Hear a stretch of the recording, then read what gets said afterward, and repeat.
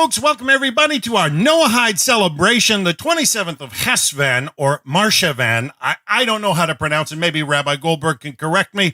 But this is the day that the Hebrew people, in their tradition, hold that Noah and the animals all came out of the ark. And it's a perfect time for us to celebrate as B'nai Noach all around the globe. We're joined by many people in the Zoom room from all over. We got people in the UK, we got people in South America, we got people in South Africa, people in my region. My good friend Veronica down in Tacoma, Washington is going to be monitoring the YouTube chat room so we keep things all nice and orderly. But we're just on fire to hear the light of Torah come out of Israel. And we're going to ask Rabbi Goldberg here to start us off. Rabbi, how are you doing today? And welcome, and thank you for this wonderful opportunity for us to celebrate the reality of Torah in the flood. Good evening, everybody from Israel. Good to see you all here. It's really great. We are celebrating. I will start that we started this morning with the celebration from the India people. Okay, when we woke up, it was for them already 10, 11 o'clock in the morning. And we started, we had something like almost 15 communities, more than 500 people on the Zoom room. And we spoke with them for more than 3 hours with a lot of things. And we celebrated. It started also with them doing a lot of good deeds, one to each other. And this is one of the most important things that we are teaching, we are mentioning when we're speaking about the Noahide world movement. In the Hebrew tradition, it's not enough only to believe in God. You also need to do deeds. You also need to do good deeds, good actions. And this is how you're managing to strengthen your faith. The faith is not only something that in your mind, something abstract, something that you can't really, that doesn't have anything in the ground. No, we as a whole unit, as a person, we have the mind, we have the actions, the deeds, and we have also the mouth. The mouth and the speech that we are doing is the mediate between the mind and the actions. And it's very important what we're saying and how we're saying things. I think that last week we had a short, also another meeting about what we call Lashon Hara. And Sarah there gave a very nice example, okay?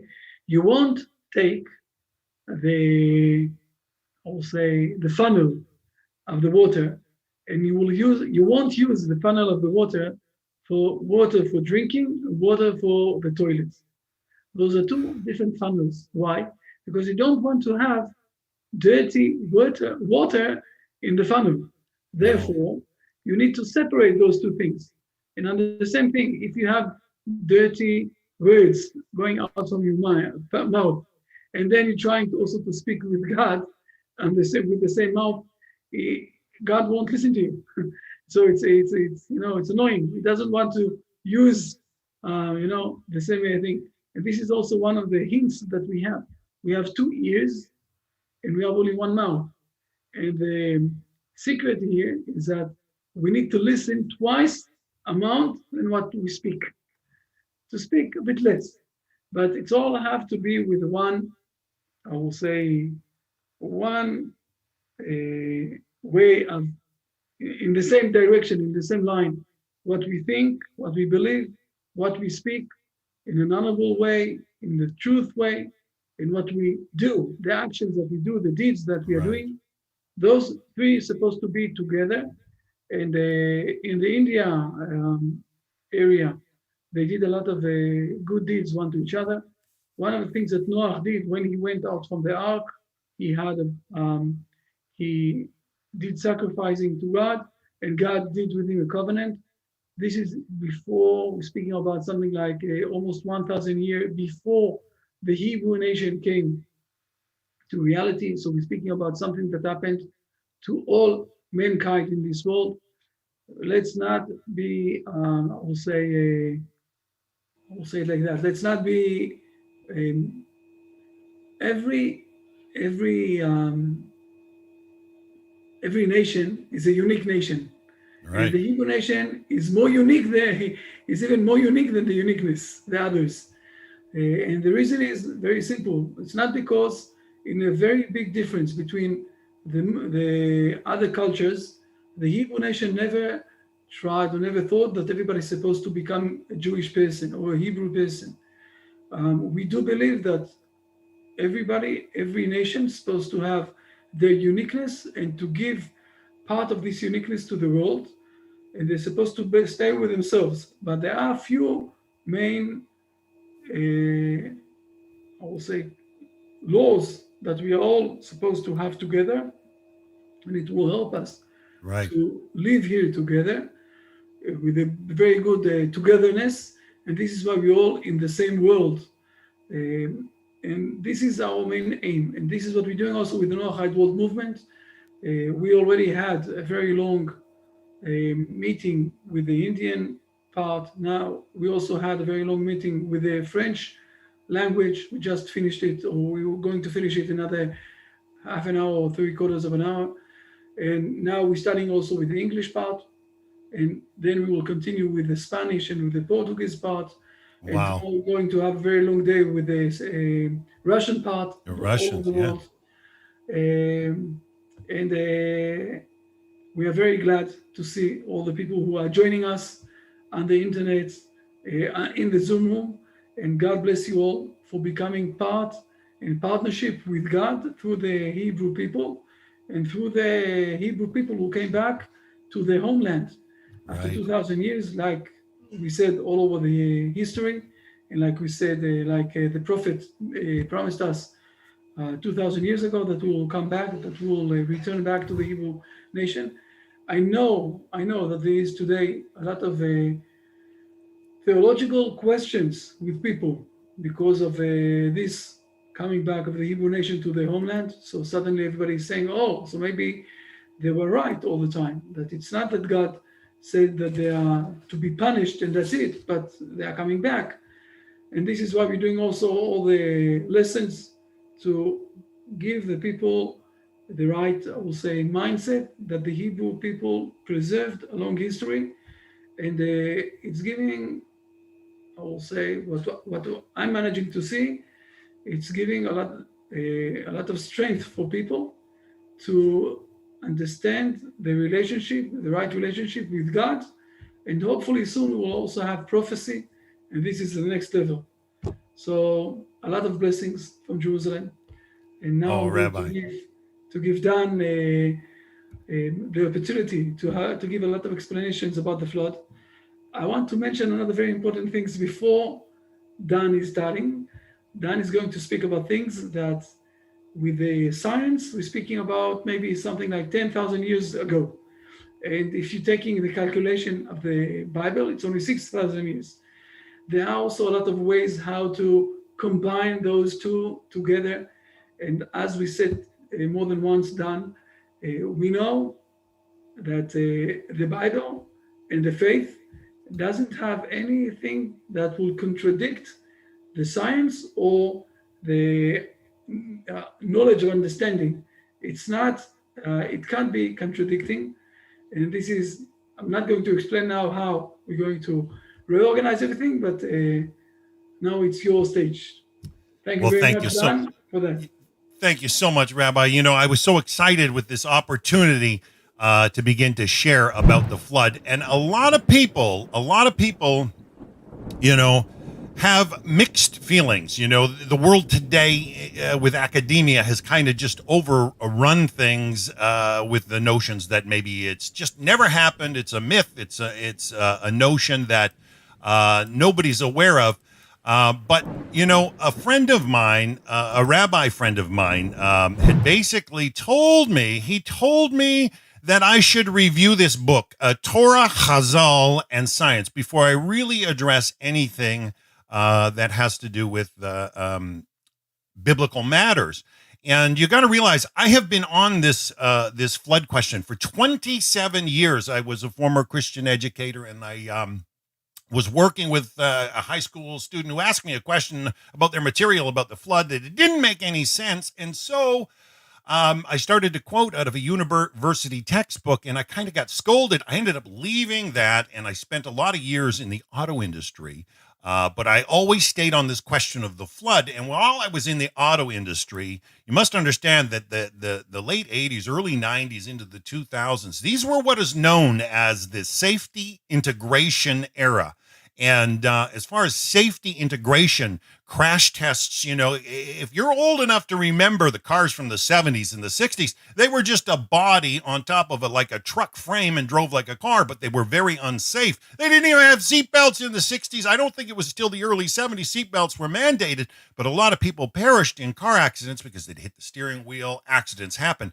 But during the safety integration era, what we saw was a lot of energy absorption. Crash tests started to look at angles and trajectories and energy absorption and the way things work. Well, I kind of applied this question to the flood, but before I get into this, I want to talk a little bit about this book, Torah, Chazal, and Science, because it's a mammoth work. It's written by a gentleman named Rabbi Moshe Meiselman. Rabbi Meiselman is a very, very profound scholar. I believe he's in his late 80s now, mid to late 80s. Wonderful gentleman who wrote this profound work. And in this work, he tried to tackle so much. It's more than 600 pages in size. He tried to talk about how Torah and science, when Torah and science seem to conflict. He even mentions in the subtitle, celebrated conflicts. When is allegorizing the Torah allowable and non-allowable, and how that works with beliefs and the place for miracles? It's a deep book, but he also talks about time and creation, the flood, and issues of evidence and scientific theory. Now, this book came out in 2013, okay? And one conclusive thing that Rabbi Meiselman, as wise as he is, and I know that there's been banter back and forth with a lot of rabbis, he took a lot of flack, but he stood on the firm orthodox position, okay? And he told it exactly like it was. But, for us today, relevant to the matter at hand, one thing he did admit is that the rabbis do have questions about the flood, okay? And also, he was very clear in this book that in the year, in the early 1900s, late 1800s, early 1900s, many rabbis, especially those out of Germany in that area, rabbis were starting to look at the question of, was the flood local or was it global? I got to let some people in the Zoom room. We got Paul. Oh, we got people from all over the planet. Zakia down and Lisette. Oh, let's let them all in. So, So back to Rabbi Meiselman's book. In 2013, Rabbi Meiselman also stated about the people starting to look at the question of a local flood versus a global flood. Okay. And he actually said in the book that due to a lack of evidence people have. And let's face it, what you're about to see, could be thought of as a PhD thesis, part of a PhD thesis to academia. But I'm not appealing to academia because I can see where an error lies in what I've learned from the rabbis. I'm more appealing to the wisdom of the rabbis to rule on this because in my eyes, the question of the flood has to do with weights and measures. And this is just an article I pulled off of My Jewish Learning on weights and measures in Jewish law. And the rabbis are crystal clear about weights and measures. They have got the most profound understanding of fairness and just when it comes to weights and measures. And this has to do with theft. And us as B'nai Noach, theft is a huge part of one of the Sheva mitzvot, something we should stay away from. So when it comes to science and Torah, if you look at it from the vantage points of weights and measures in Jewish law, does science honestly use weights and measures, or do they have theories? Now, this is the thing with theories, and I'm not going to say a theory isn't a big body of evidence. But you see in certain sciences like theoretical physics, they'll tell you straight up it's theoretical. In other words, they're postulating ideas that are so profound that they have no way to actually put them into normalized terms where the average person can see and adjust and deal with. But when you deal with a lot of other sciences that are not termed theoretical, people get the opinion that that it's the honest evidence. And we're going to see today that the flood is something, the reality of the flood, based on some of the tidbits I've gotten from rabbis over the last couple of decades. And we're going to have some guest speakers come up and share a little bit as well.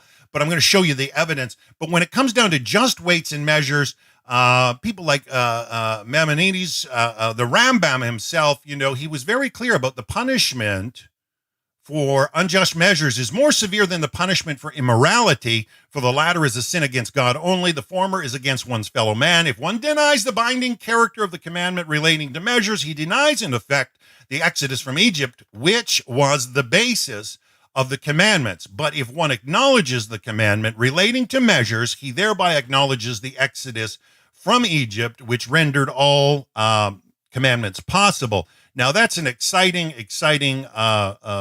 viewpoint. It's an honest, and I've always been overwhelmed by the intellectual virtue of the rabbis, the prowess with which they attack a matter and digest it. But my point is that when Rabbi Meiselman wrote this book, the evidence in the last 15 years specifically has mounted so much that he could not have accounted for it in his book. And so also the rabbis that in the last 150 years that have really even shifted to looking at the possibility of a local flood, okay, they've only done so in the absence of the evidence, but we're going to see what changed and what provoked them as well. So let me just continue. I want to go forward with the notion, okay, and we need to ask ourselves, one thing Rabbi Goldberg taught me was about questions. They're not all the same. They're not all equal. And if we ask ourselves, questions, they can override and answer so many other questions. And my point being, if the evidence confirms a complete global flood, many questions and ideas become obsolete. Okay? If the evidence confirms, you got to think about this for a second. If the evidence confirms, the biggest question science would have to ask is, how did we get here? How did we get here? If the evidence confirms a complete global flood, many questions and ideas become obsolete. And how did we get here is the biggest thing science would have to answer. They don't want to answer that. They think they've got it all worked out. But one thing I've learned, especially from Rabbi Kaufman, as we're going to see later on, is Rabbi Kaufman's really shown that a lot of academics don't have intellectual honesty. They do not even hold the integrity. They do not hold up to the measurement that the rabbis hold, especially when it comes to equal weights and measures.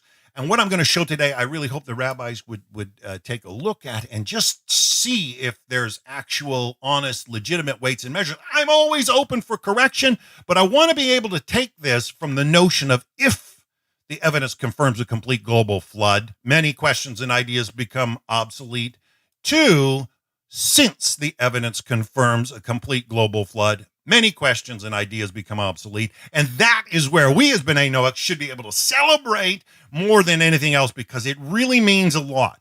If the evidence is there, and since the evidence is there, and when you know the evidence is there, you can say we are all one family.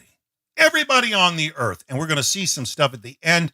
But, there's a lot of questions. When it comes back to Rabbi Meiselman's position about Torah and science, okay, what you usually run into in this day and age is you run into short earth believers with a complete global flood. They usually hold that view, short earth, complete global flood. Or you have more modern, you have a lot of people looking at a long earth with a localized flood, okay? And these are people trying to get to the bottom of the matter and see the whole thing come to light in a long earth and a localized flood. But in my 27 years at this specific topic, I have come to the position where I am convinced, based on all the data, the measurements, what is real intangible measurement and an obvious measurement, what I've come to is the notion that the Earth or the age of the universe is in fact old. You can't get around data. You can't get around data like the atomic decay rate. Okay, the decay rate of atoms in the Earth, in the rocks, in everything that we have. The atomic decay rate is just one of those things that the time is in there. Now, I've had rabbis say maybe God instantly created with the time. I says then you still need to use equal just measures to account for that time. And Hashem owns it all, and we know that. But my point is always been clearly with respect to people like Genesis and the Big Bang, Dr. Gerald Schroeder, renowned physicist, Jewish physicist, Dr. Gerald Schroeder. Most would hold that the light in Genesis chapter 2 is from the Big Bang, but I do not.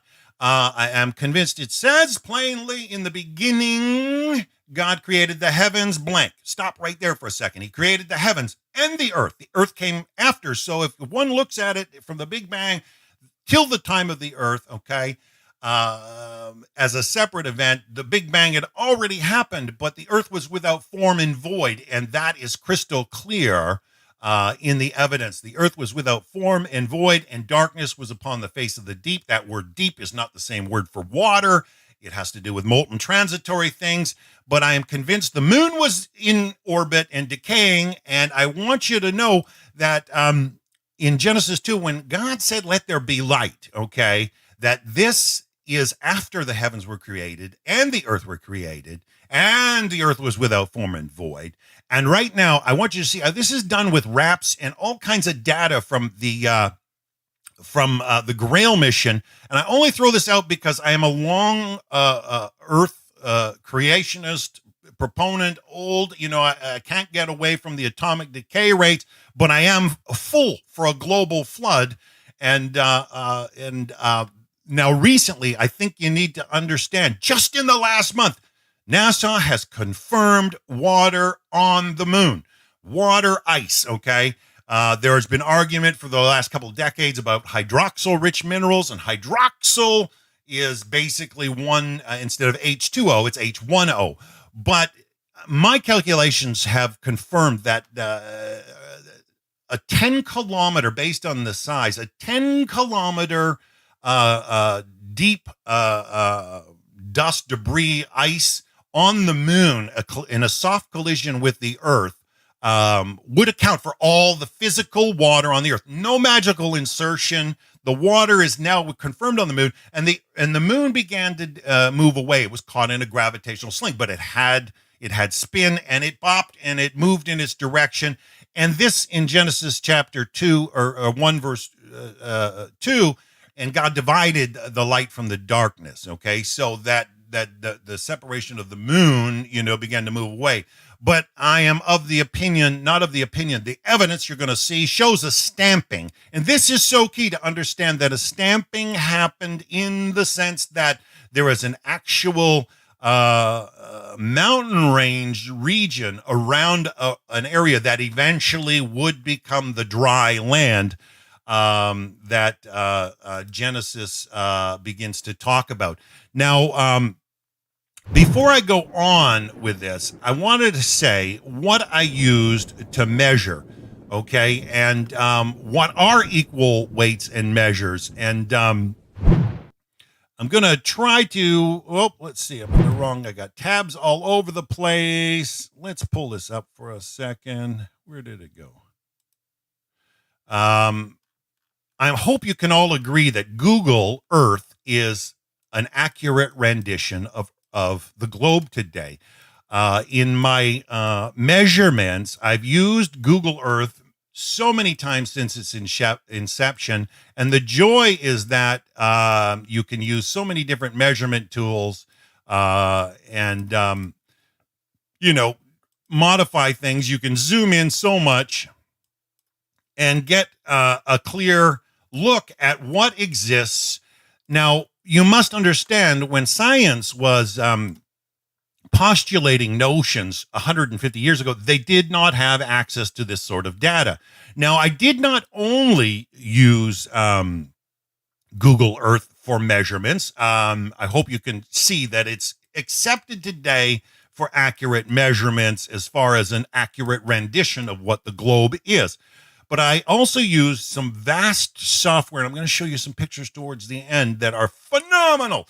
I used a University of Columbia's Lamont Doherty Earth Observatory software called GeoMap app. Okay, GeoMap app. You can look it up. They even tried to evolve it to something called Virtual Ocean, but it is the highest quality of academic map making overlays from all universities around the globe. And I use that for so much data because it allowed me to measure the depth of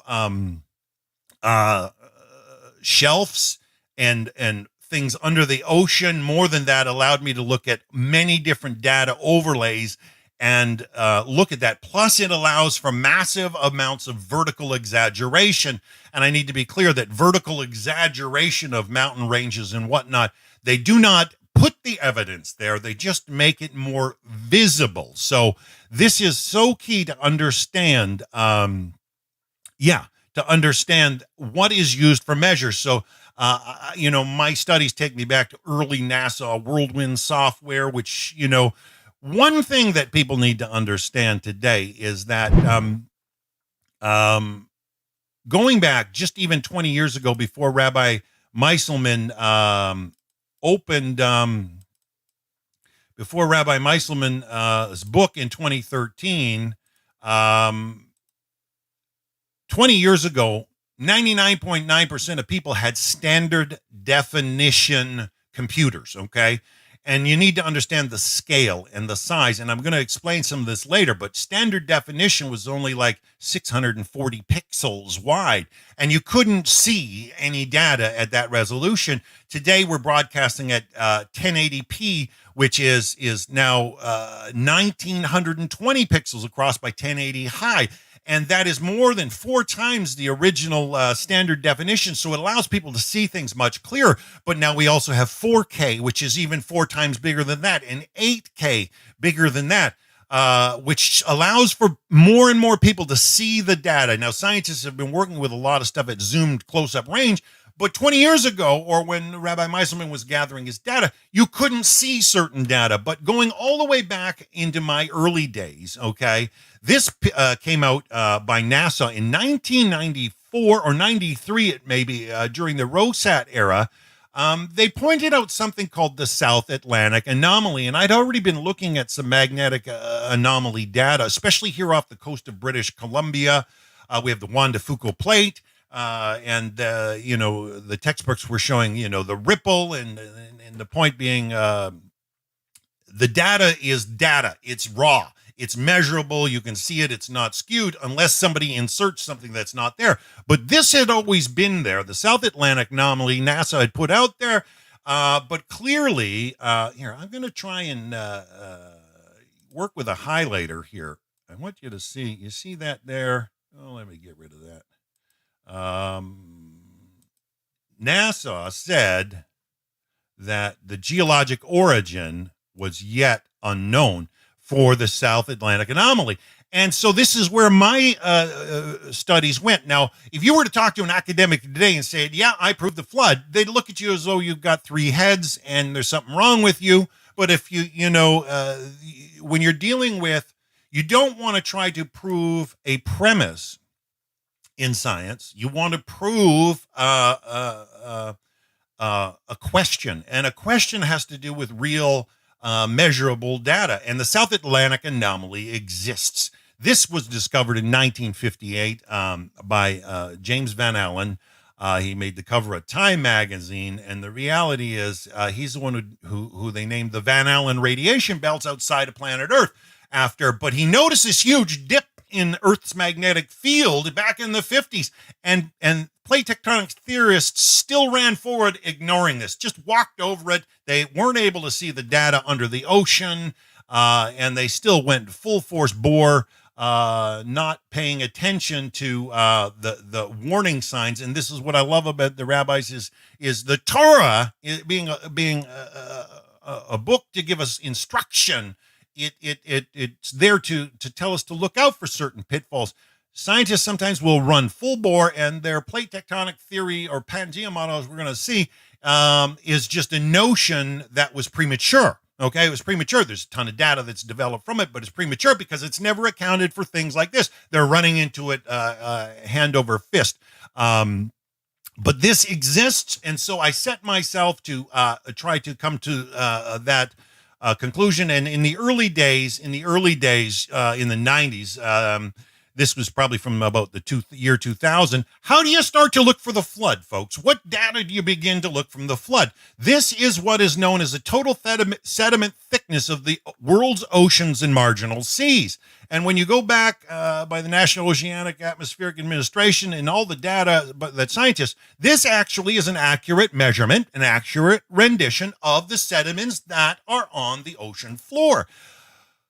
When you know what the data reads, you start to see here in South America a lot of green. And when you look closely here around Texas and into Mexico, you've got this dark red. That's deeper sediment. When you start looking at the east coast of India, you start seeing this deep, dark sediment. Also a little bit here off of the west coast of Africa. And you start looking, this begins to start to tell us detail, okay? And detail of the direction, and the only direction that the continents ever could have moved, because they're not downhill. It's not like sediment washes, and if the Earth was as old as they profess in their models, you would expect depth of sediment to be continuous and in certain areas, but it's not there. It's not there. This is an accurate rendition of the sediment, and as you'll see, this motion has to be accounted for, and the sediment and what you're going to see accounts for it.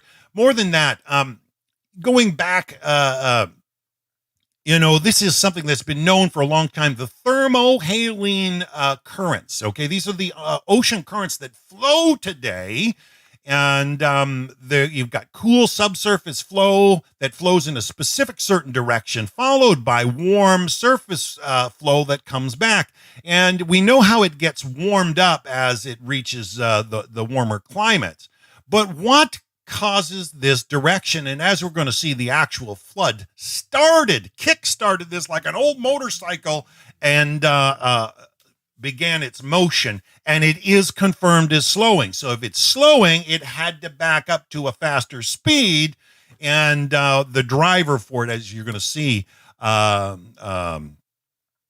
is clear in the data. So I want to show you something that scientists today are 100% clear on their model, okay? And they defend it to death without looking at the data. Everybody knows that the data today, plate tectonics, believes that everything spread from the center of the mid-Atlantic ridge, pushing the continents left and right.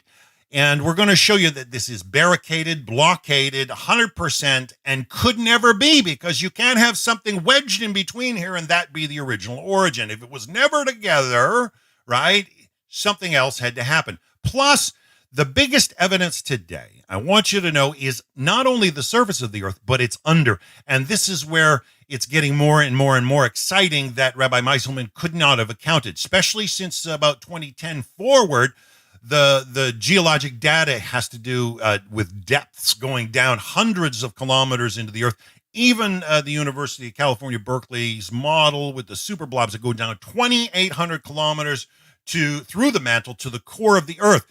What they're discovering is there is no source for this. There is no driving source for the wet or the east-west separation across the Atlantic. Yet science has not given up the ghost on their model, and there's reasons for it. And I'll show you how they're really reliant on thickness of the crust. But I don't want to bore you guys to death. I want hopefully I can make this exciting for some of you guys. But let me just move on from this. But we know that that's the case. Now, when I started to look at magnetic anomalies. Most people aren't familiar with what a magnetic anomaly. Coming out of Christianity, I want you to know I chased this all the way up the food chain in Christianity, and I spoke with some of the most respected scientists and people in that genre before I turned to Rabbi Goldberg. And one influential gentleman was Dr. John Baumgartner. He was a founder of the Terra software, worked in Los Alamos for a lot of years, and we had some conversations. And the first question he asked me was, how were you able to figure out the magnetic anomalies? Okay, because it can seem confusing. Now, you can go and view my film, Fingerprints of the Flood. I got a free version up on my YouTube channel, Fingerprints of the Flood, and it'll take you around the planet and show you. But when it comes to magnetic anomalies, how do you track magnetism? People think of magnetism as a wave and it just flows. But this model came out, and I followed the data from 1993 till this was released in 2006 as a 2007 model. And this is out of the European people. The people in the Americas didn't have enough shading. And what you're looking at here is a magnetic anomaly map, and they call this homogeneous spatial mixing. And what that means is that each color represents a combined, general, detailed measurement of one quantity of mineral. And, to give you an example, the blue is mostly iron. So when you see the blue, there's mostly iron. Now, this has been used for mining. This has been used for mining for decades and decades. But the full global map at this resolution only came out in 2006. But I had done a film showing my continental separation by that period as well.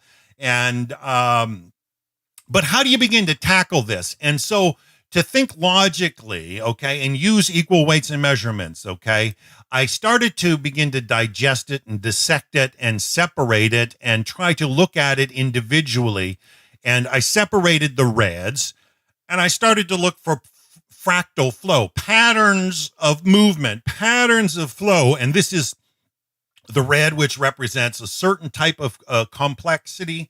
The blue, which I mentioned is mostly iron. You start to see things a little different, and it starts to show shadows and give some detail of what may happen.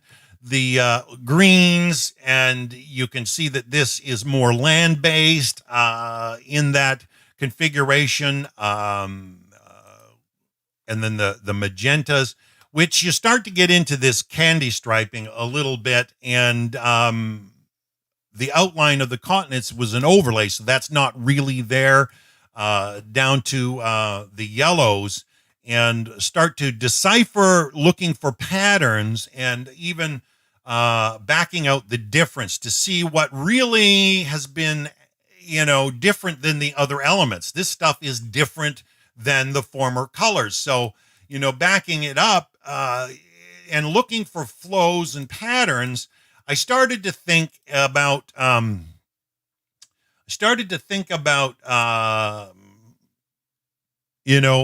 the South Atlantic anomaly, because I was on this in the early 90s, and I says, well, how does this relate? And so I started to declutter it a bit, and I says, this candy striping, which, is part of the tectonic boundary line. Science says, oh, this is the driver, which I now know there's definitively no driver underneath there, but it's kind of a candy stripe material mixed. And I know that, even if it was being just continuously churned out of a boundary line, you're not going to get solid iron and solid this and solid that. It's not going to candy stripe. And so I said, let's declutter this, take that out of the mix, and start to look at, what remains? What remains? And then I started to spherize it. And I says, does this really fit east to west?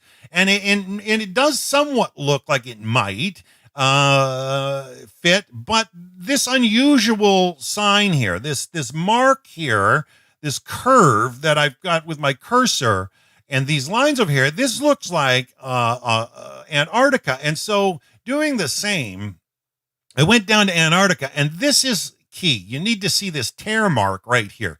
This, and I've done this in images so I can zoom in and show a lot of data to you folks. So this tear is kind of peculiar. So I took and I put the continents back on, and then I tried to mask it in, and I said, does this really fit? And this is in my earliest days. Now, I was doing this back in about 2001, 2002, while I was just starting to turn to the rabbis, learning some ethics. And as I began to feather this in, but I was working with earlier models, I thought, hey, this is a strong and high possibility. And so I began to attack it in that fashion. And I want you to know, I'm not using any weird measurements, any phony anythings. I'm doing everything I can to try to make it work. And I'm just looking at the time. We got about 15 minutes before Rabbi Poston joins us. So, you know what? I'm going to switch over to a full screen. And I'm going to share with you, this is just some cells. And I'm really hoping that maybe down the road I can work with some rabbis if they want to work on a geologic book. This was a book I did in 2015. There's a small quantity, mostly digital. And it was called The Factual Scriptural Guide to Earth's Geophysics. And this was the model that I came up with. And generally that's the cover. But I've got here the cells, just the photo cells, so I can show you a little bit of data. I want to rush through it, but I took all the writing out of here. And today's geophysical model, nobody denies in measurement that these tectonic boundary lines exist. You've got plates, what they call plates, North America, South America, Arabia, India, Australia. These exist. So how does this relate to the flood? Because the Zohar had mentioned nearly 1,000 years ago, or over 1,000, I'm not sure, that he held that the Earth was a single continent based on early Genesis. And I thought, okay, well, how does this all fit? It's gotta fit. And so looking at what I saw, I started to jump into geology. Plate tectonics and academia today runs everything on what's called divergent boundaries. There's three general types: convergent, transverse, and divergent. Divergent just means they're separating. They believe that that's the driver for everything. And in reality, we're now coming to see that there is no driving force underneath, and not direct driving forces. And when I say driving force, there's no massive molten magma driving these boundary lines that we've just shown.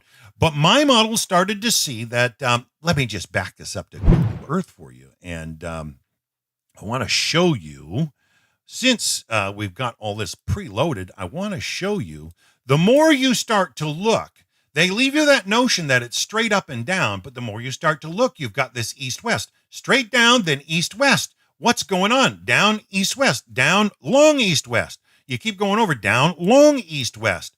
And this goes on over and over and over on the whole Earth's model. That's a transverse boundary. What's caused it to shift left or right? And what I found is that there's a high percentage of these transverse boundaries. And I find that they absolutely unwind exactly to the model that I've prepared. And so the transverse boundary lines are very, very important. Academia still holds that it all separated this way. I see we got Rabbi Poston's here with us already. So let me go for another 10 minutes or so, and then we're going to hear from Rabbi Poston. But universities definitely teach that this fits. South America fit Africa. And I'm going to show you how it's absolutely, I'm not in the right screen. Universities teach this Pangea model. I'm going to show you exactly how it's barricaded. It's blockaded by all data. Now, I had permission from Ron Blakey to use permission to use some of his design. He has been mostly my design. My model's kind of, in his style. I like the way the guy was showing it, but I don't agree, and I never did agree with the configuration of the Pangea model. It was thought out before the data was given, and it's premature, and scientists have just run amok with it. Going forward, they start to show what they call pre-existing conditions, and they cite, there's fossils from here to here, here to here, here to here, so they must have been all together like this. As you'll see, my model actually puts it together directly straight across in a way that is the shortest route, and that's what Occam's razor is the shortest route, distance between 2 points, usually confirms the easiest way, simplest way for something to happen is usually how it happened. And a lot of academia has got complete crazy with their tectonic model, and they believe a lot of it's all gone away. You can't find it anymore. It's lost in subduction. But this is one critical point I need to point out, is that the continents with which we stand on are like slag. Like slag. I grew up in a steel town with massive sized forges, steel forges. And if you've ever seen slag rise on a hot molten, all the pure stuff stays at the bottom, molten red, and the dry and the hard crusty stuff comes to the surface. That crusty stuff will never go back down into, because it's already purged. It's actually less complex and less dense than the material below, and so it cannot subduct past a certain stage. And all the academic data confirms this, and I've got so many academic papers, enough to choke an elephant. But remember, Rabbi Meiselman had mentioned about 100 years or so ago, 120 years ago, people started to consider maybe the possibility of a localized flood. And this all came about when geologist Alfred Wegener, he was the first to claim continental drift out of Germany, and the man was real dedicated to his material. He died in the Arctic trying to prove his point. He did, however, come up with the first person to come up with ice core samples, but we have, images showing that left to right fit all the way back 1858, and some map makers said, hey, these look like they fit going back into the 1600s, but you can't jump the gun. And this is what I love about the rabbis, is they don't jump the gun. Sometimes I ask the question, if you can't make a decision, and this is why they have halakha. Halakha is when they make a decision, okay? And they say this is the way it is. Everything else starts to fall into different parameters. A rabbinical oversight or opinion is different than a halakha ruling. And we know that they're 100% unified on halakha ruling. They may have their differences when it comes to opinions, but evidence does have a place. Also, these two people in 1961, geologist Robert Dietz, Rear Admiral Harry Hess, they drove a boat out to the mid-Atlantic ridge in the Atlantic after, he was an old World War II captain, and they actually confirmed that seafloor was spreading. Well, just because it spreads doesn't mean it's the constant spread that they pushed or believed, and so going forward, you got to look at all data, and I got some great stuff I want to show you. I'm going to rush just through this.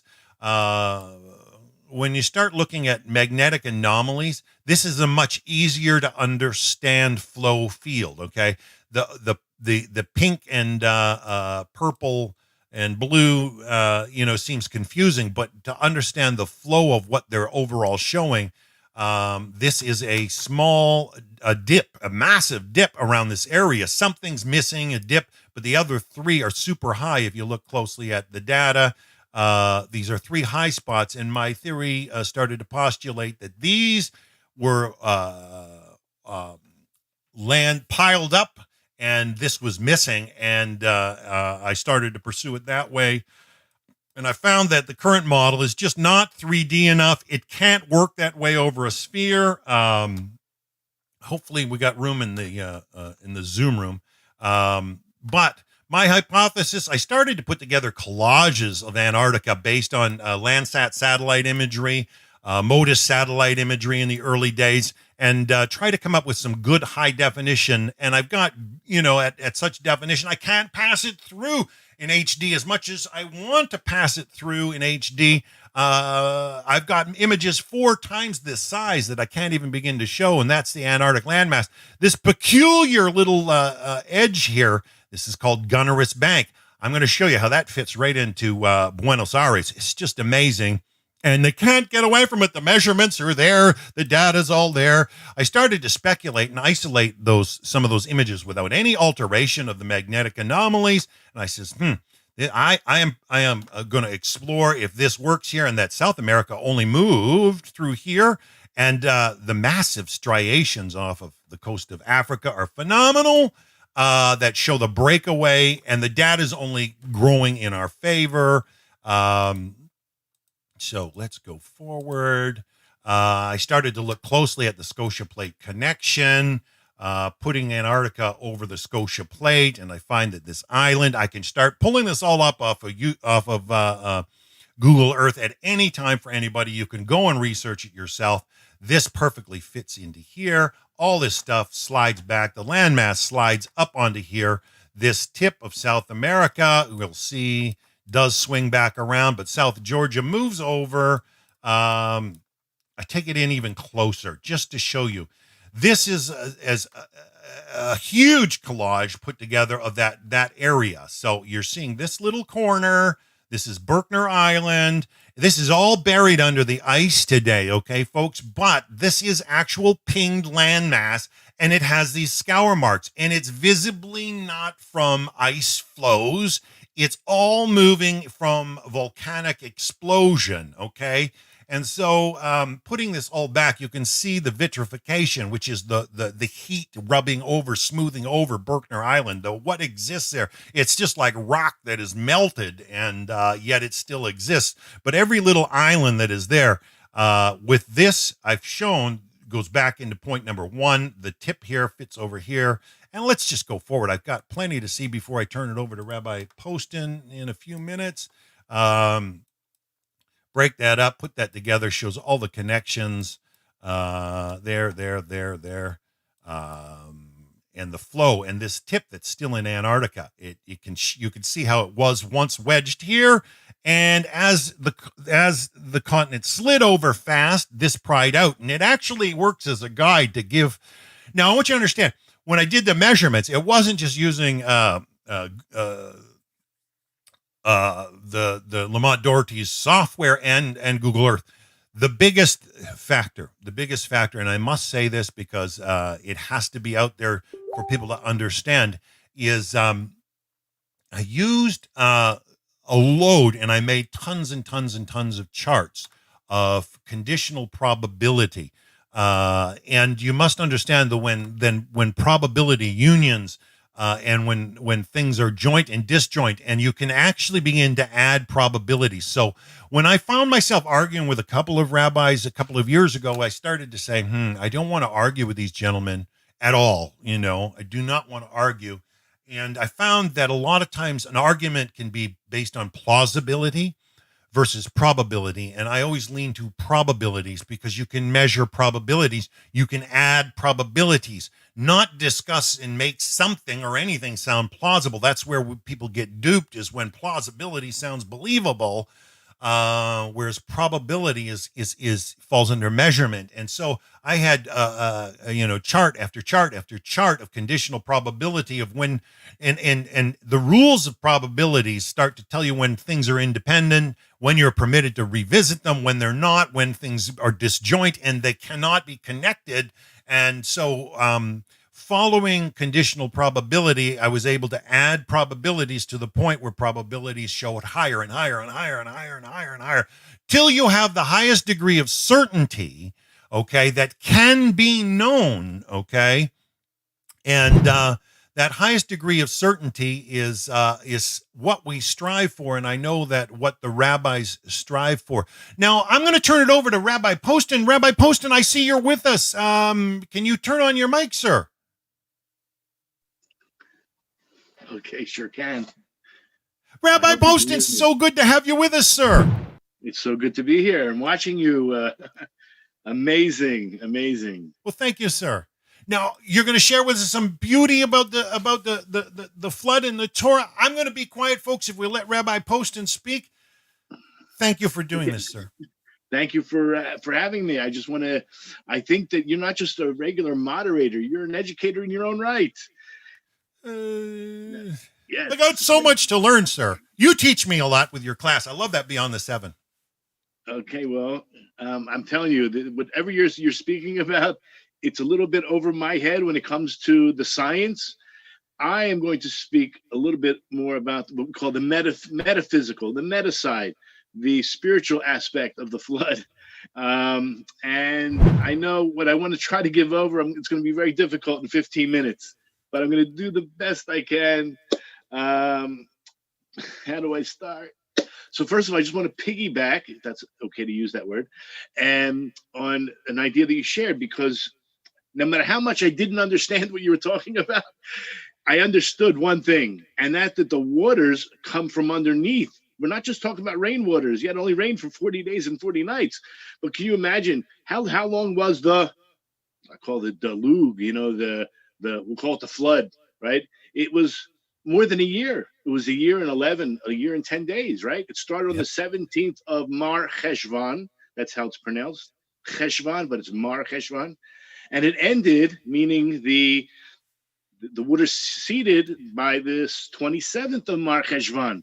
So you're talking about not only did it rain for 40 days and 40 nights, but there was 150 days of turbulence underneath, and they were hot waters.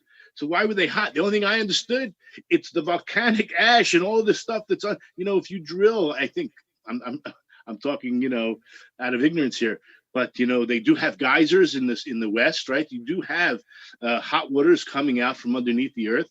I imagine you're talking about it's being heated up by, I don't know, it's the core. I don't know exactly. The volcanic movements that are underneath are very hot, and it really heats up the water. Now, why I'm saying I'm going to be speaking about the metaphysical side is what was the reason for the flood, right? What caused the flood? God works, it's called measure for measure. In Hebrew, mida keneged mida. So the very fact that the waters were hot, it's because of the sin of passion, as we see in the very beginning when it's in Genesis 6:2, Genesis chapter 6, verse 2, and they took for themselves wives from whomever they chose. This is talking about, as Rashi mentions, even married women, even males, and even animals. So there was, we'll call it a heat of passion, and we know that sexual passions generate heat. I mean, that's, I don't know, there was a song. I remember when I was a kid, I wasn't always religious, but it was like, I don't remember it. Maybe it was the Rolling Stones or something like that, one of the guys over there. I got a fever of 103. I mean, whatever the idea of a passion on a sexual basis is, usually, even animals, they actually call it when a female animal is in the process of ovulating, or in the process of wanting to bear children. Hot-blooded, yeah. Litters, it's called heat. They actually call it heat. I mean, I don't know exactly where the heat's from, but the concept's there, right? That when we're talking about sexual, and this was sexual impropriety, this was immoral sexual acts.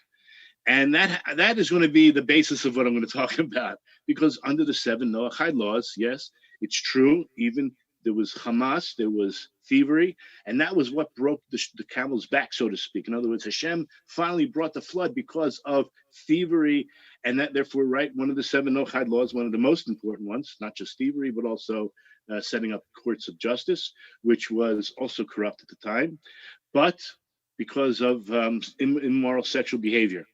And as I mentioned, that's going to be the basis. Why am I saying this? Because of the actual dimensions of the ark itself, okay? Not just the ark, but we're going to talk about also the flood, having to do with the number 15. What does 15 have to do with, we'll just say, proper or improper sexual relations? Okay, so let's start with this. Let's start with the dimensions of the ark itself. Okay, so we know that it was 300, we're going to call it amos. Amos are cubits, okay? A cubit is from the elbow to the tip of the finger. That is a halachic measurement. So there were, let's just say 300 by 50. It was 300 long by 50 wide. So already you have the number 15. Okay, in other words, the number 15, obviously, when we talk about 300 amos by 50 amos, you're talking about 15,000 square cubits on a two-dimensional level. And how high? What was the height? It was 30 cubits high. Now, each one of these levels, there were 3 levels. Each one was 10 amos, 30 amos altogether. Okay, so altogether, it was 450,000 square cubits. And when you talk about like the filler, right, the entire filler, in terms of what we call square cubits, there was actually 100, and so you have 450,000 altogether. So if you break it up into 3 levels, so each level had 150,000 square cubits on each level. Again, the number 15, I don't have to keep spelling it out, but you get it, right? So there was 150,000 cubits on each level.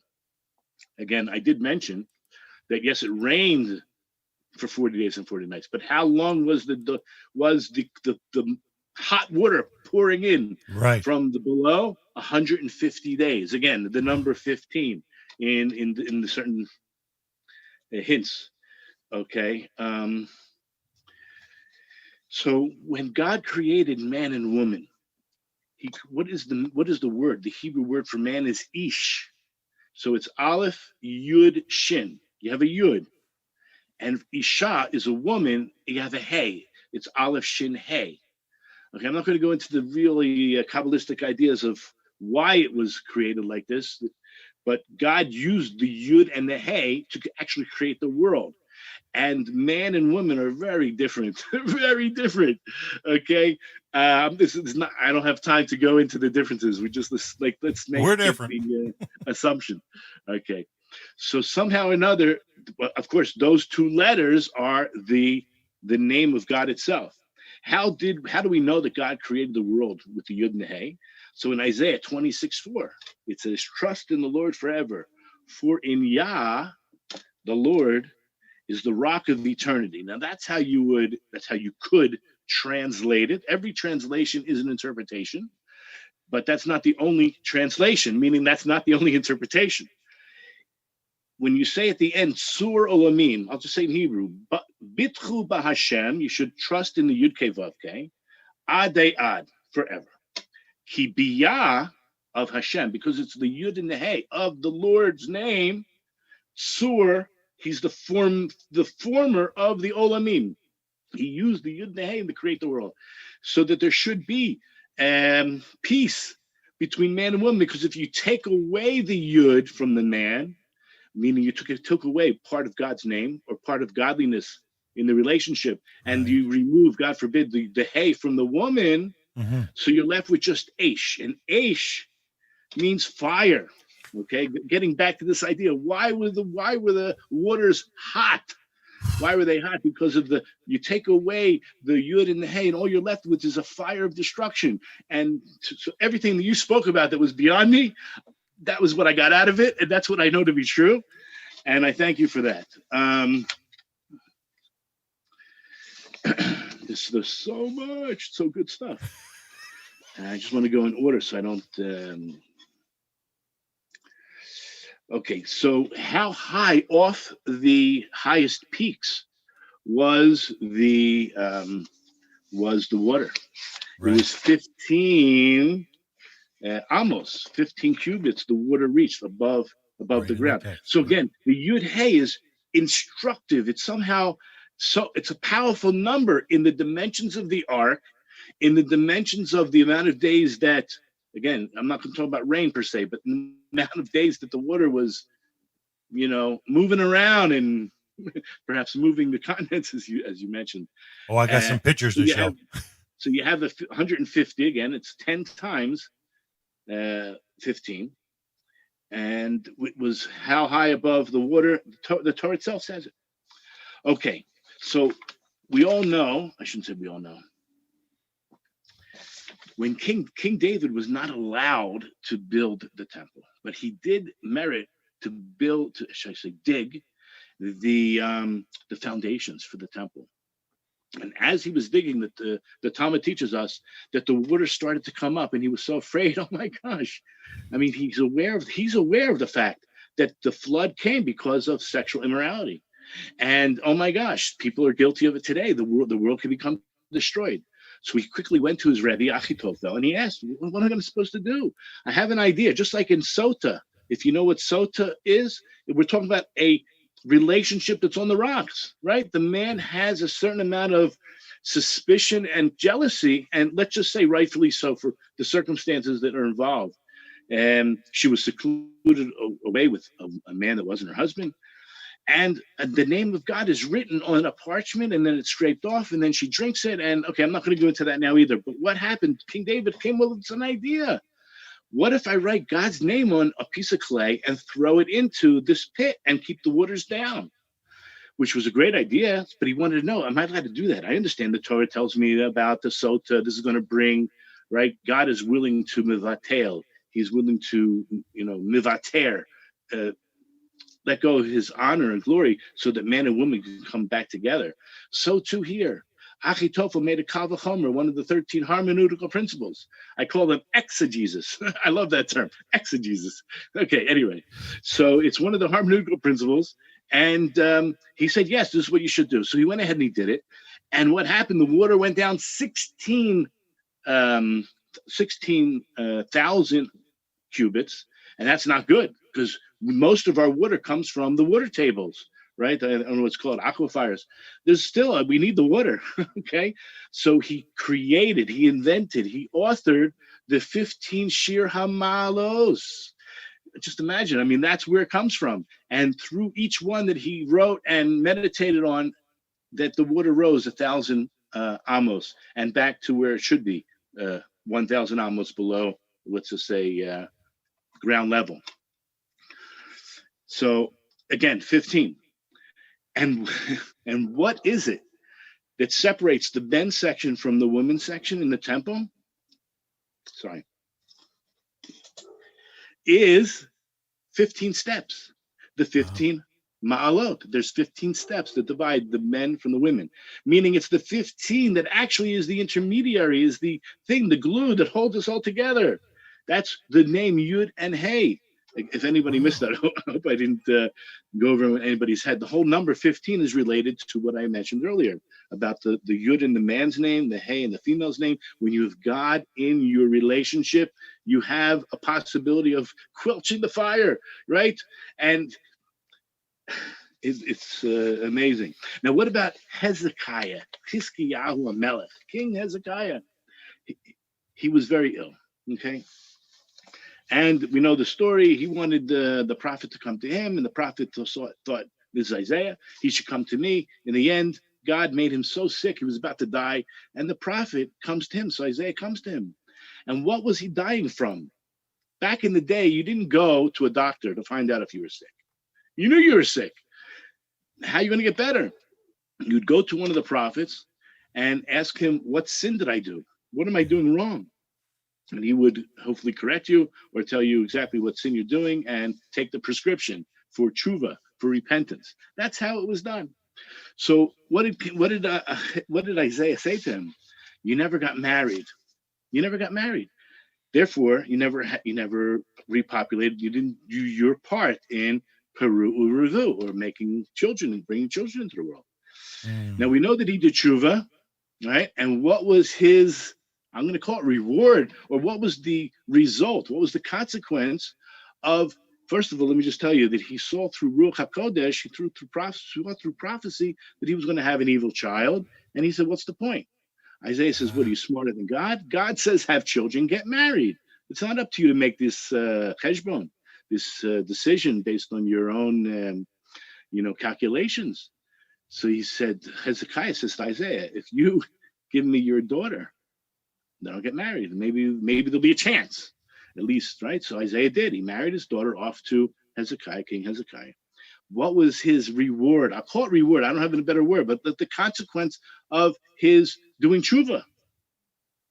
God added another, how many years? 15 years. 15 years. Not coincidence. Okay. No, of course not. Of course not. Of course not.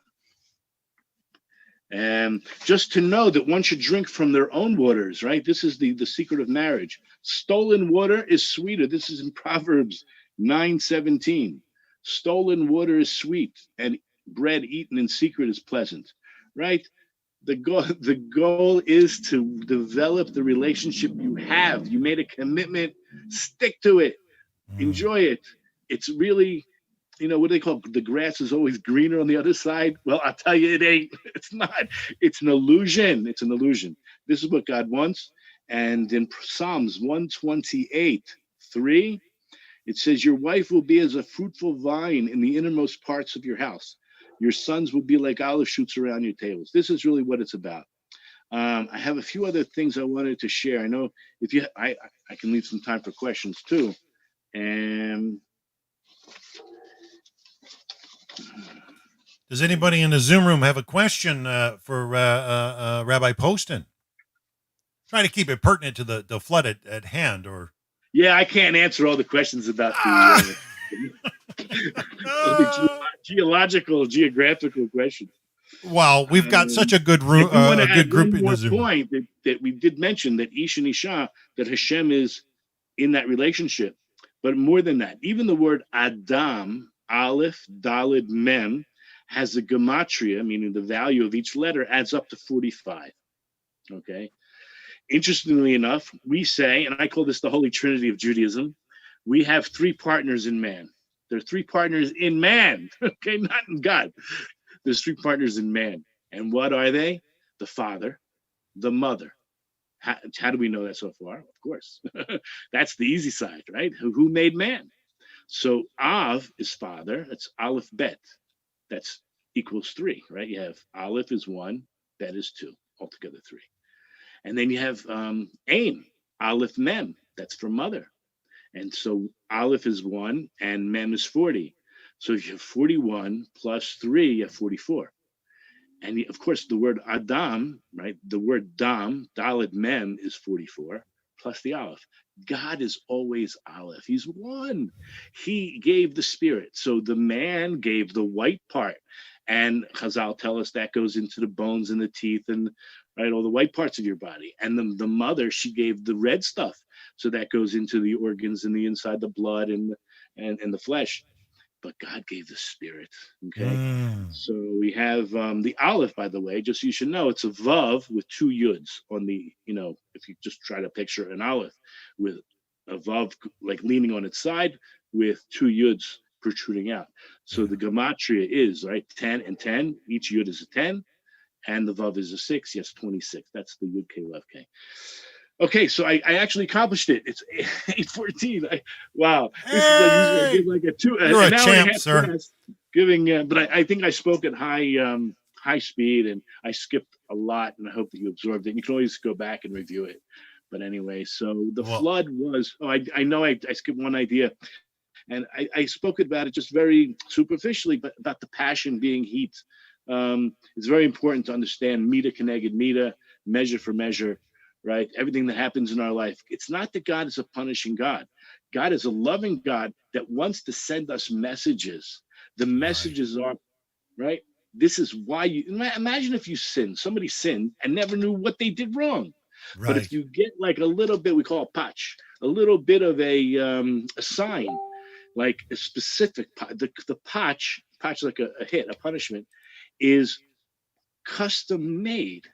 It's like a sweetness, like, wow, if you're awake enough, and I like the word woke today, that's really being woke. When you're able to be God conscious and think about what it is that, because you may not be aware of your sin, you may not even be conscious of that, but if you realize what God is trying to send you the message, then you can focus in on what you may have done wrong, because you can match it up, measure for measure.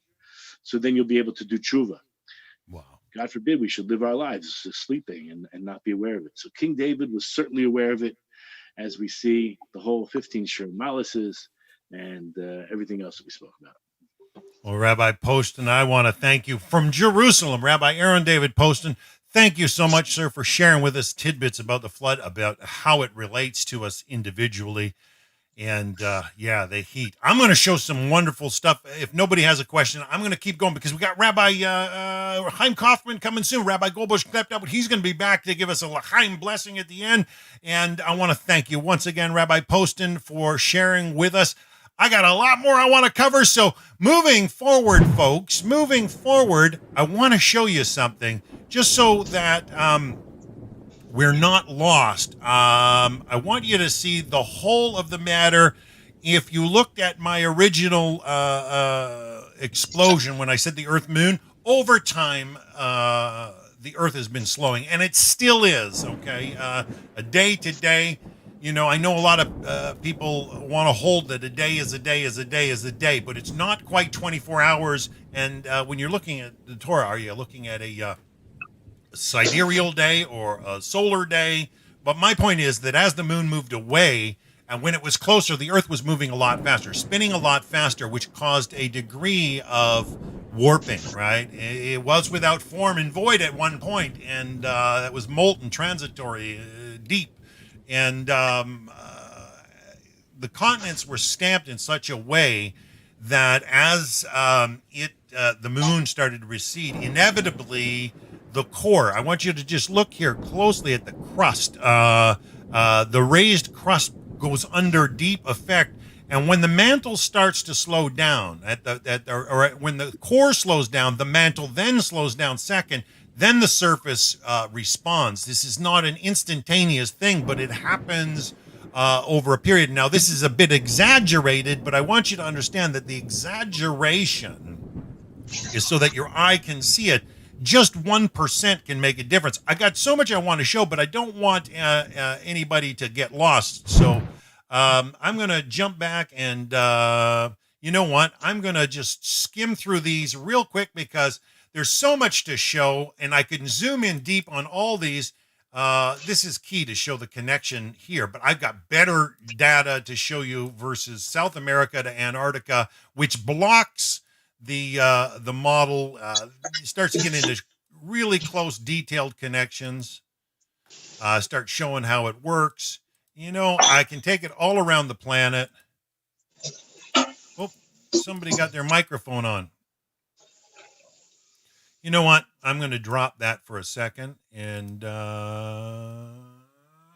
let's go to a different cell because this is measurable detail, and I don't want anybody to get lost on what I'm talking about. So when it comes to real measurable data, okay, we know that these ridges exist. My model's got to account for all that. It's got to account for all the ridges. Any model that you're going to produce, it has to account for all the data today. These are all volcanoes and rifts. If you understand what a rift is when land starts to spread apart and the land starts to drop in.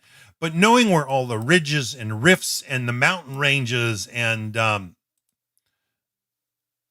oh, we got more people coming in the Zoom room. It's exciting.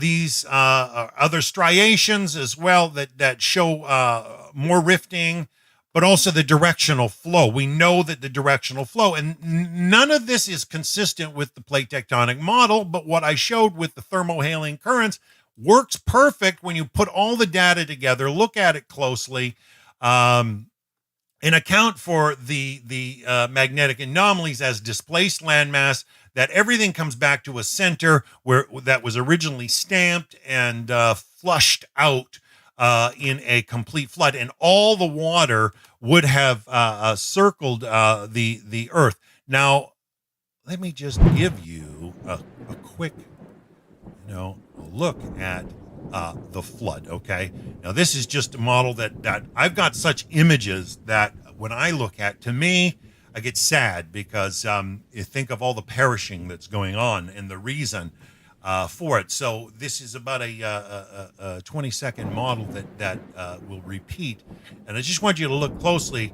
Original configuration started to grow north and south, and it cracked the land masses as plates began to form or boundary lines began to form and the continents flushed during the flood.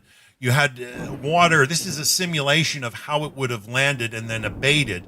Now, as Rabbi Poston said, the whole thing, there was more than 150 days of seething, and knowing how this began, the fractures and the volcanoes starting to pop up, the water is really one of the things that kept the Earth together. I mean, the data today that goes deep within the core of the Earth shows that there's been a single notch double tetrahedral pop, a twist. It's just an unwinding as it happened, and I don't want to leave you blind on that, but let me go back even here. We'll go full screen, and I want to show you when I started to work with the Magnetic Anomaly Map and put this together. This is give you an idea of this is how we see the continents as they are today. This would have been just prior to the flood. Okay, you would have had a lot of volcanism. I don't know exactly the depth. You had a lot of stuff that might not have looked exactly as this does, but I wanted to show you how clear this is. And this is what a lot of my measurements had to do with ghosting over or bringing in other data, not altering any data, just creating a model that actually mates with the data. And as I back this up to, this is the South Atlantic anomaly lines, okay, around South America as it is today, unaltered. You can see the lines for the what I believe to be the seat of Antarctica. Not that I just believe it; it's there, and I can validate that the push east and west. And you can measure it on Google Earth if you really go and take a look. But just zooming it in, slowly fading it over, allows you to see where everything was. And I'm not, you've got two basic pictures that just fade over each other, and I'm trying to show it back and forth so that you see it clearly. So the model that is unaltered, untouched, just over in its position. And when you start zooming it in, you can see where it fit. Okay. And if you've got an eye for it, you can't get away from it. Scientist is not going to get away, but that east-west model of theirs is completely barricaded in this scenario. And let me just get out of that one. And I got another one I want to show you with come on. Let me get rid of that and bring this one up. This one looks the same, but it also has what's called the ADMAP. And ADMAP is the Antarctic Digital Magnetic Anomaly Project. And I've put this additional fan in the top corner of Antarctica to show how it meshes with South America, and the overlay is uncanny. You can start to see the way it meshes together. So there you've got today's magnetic anomalies fade in the original continental position without any difficulty whatsoever. You can see the lines, but then even adding in the ADMAP the ADMAP actually brings every detail together so uncanny. And let me just show you what this is. This is just, I don't want to boggle everybody's mind with science, but the data is undeniable that it happened. And I want to cover a few things before Rabbi Kaufman comes. Now, these images are so large, like I said before about about resolution. 20 years ago, you only had standard definition computers. People couldn't see this. People couldn't begin to even catch a glimpse or a notion, and even in the last 10 years, people have just really switched to HD and now 4K and 8K. This image is more than 16K resolution, so I can zoom in without any loss of resolution. And so I've kept that resolution. Okay, this is the Antarctic. Here you've got ADMAP. This is where connected with Buenos Aires. This is Antarctica. And just taking it forward, I want you to see the connection of where Australia initially was, not where plate tectonics has it coming from here, and it just doesn't fit. Just by placing it there and then fading in the magnetic signature of Antarctica over here, the meshing starts to fit. Put in our actual landmass of Antarctica, you start to see how it comes together. Add in that feather from the World Digital Magnetic Anomaly Map that mates 100% with South America and shows it's peeling away, stretching away.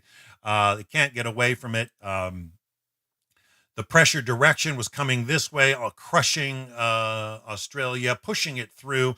And as the Scotia plate exploded and opened up, it squeezed, it's pinning, this red dot was pinned by holding Australia into place. It peeled away Tasmania, And in here, this is the actual cradle for New Zealand, original cradle for South Island of New Zealand, which is actually in the north part.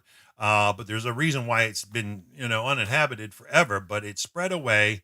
And putting it all together with New Zealand in its position, it's this landmass. And I got to show you back to Google Earth, because nobody can get away from this data. Google Earth shows what I'm talking about. If you get just onto Google Earth, folks, I want you to look at New Zealand. It's this landmass that's physically there today. Even this dot and this crevasse over this is, follow it all the way back here. Follow this line. And it all came spewing from here, and it was torn away. Now, this area that my cursor's over, believe it or not, was over top of what's called over top of what's called the Rockefeller Mountain Range, or the Executive Committee Range. And when that was hooked over, even this dot has got its spot right in here of Antarctica, this little piece of debris that you see here. But all this mass in Australia, crystal clear. You don't have to be a rocket science to see this square edging here and how this deformity once measured into here. Okay, so knowing how it's been torn away and all this landmass goes underneath, I'm going to show you some wonderful images. But this actually mates right up in here and hugs this little, and it fits together like a super tight puzzle, folks. So tight that there's no loss of detail, no erosion, in the sense that if there was erosion, it would have happened a long time ago. But the Torah says, it's happened in a more recent geologic era, and this resolution actually aids the reality that it happened recently, not ancient. So back to that, I want to show you putting that into place on a sphere. So this is the ADMAP, the Antarctic Digital Magnetic Anomaly Map, over its current position. And I'm saying that when you spin it around, it fits, rolls over the surface and flushes. And these all fit 100%. Nobody's getting away from it. And the greater resolution that we start to show, the more the world will begin to see the correctness of Torah. And I only ask for the rabbis to look at it closely. But this is the South Atlantic anomaly. And as that flushed out, it literally tore away the land and scoured. Let me go back to that. Google. I wanted to show you so you don't miss it. I don't want anybody to miss it, but I'm trying to cover a lot before Rabbi Kaufman comes.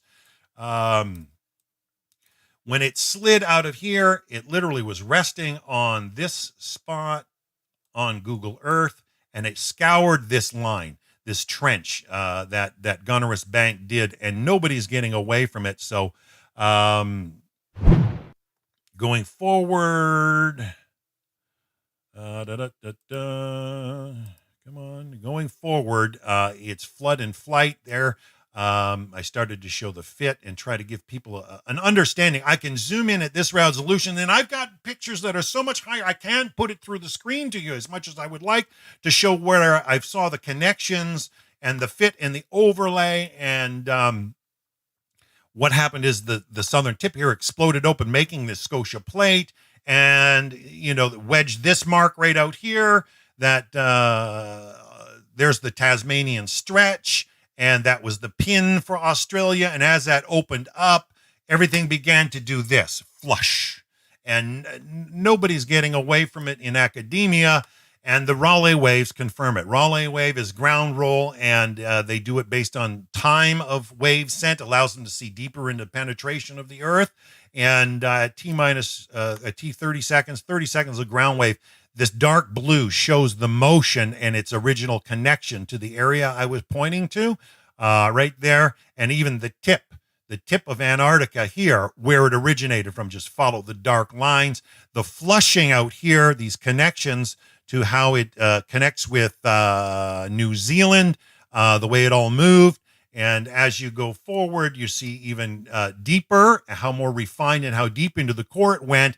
But I also want you to notice this green dot here, this green mark here. This is Australia's signature. There's Tasmania, and it's like way over from where it is. And you can see it plain as day, but it was pushed and flushed, and it even shows us the angle. And as you go forward into looking at it more, it goes deeper at 100 seconds of Rayleigh wave, becomes clearer on the flush how deep it was. And the hopping mechanism here of Australia. You don't get this boom, boom, boom till it reached its position. It just doesn't happen over slow geologic process. These are hot spots where you had the continent doing a fast skip, and I don't think that anybody's going to get away from it. So I would hope that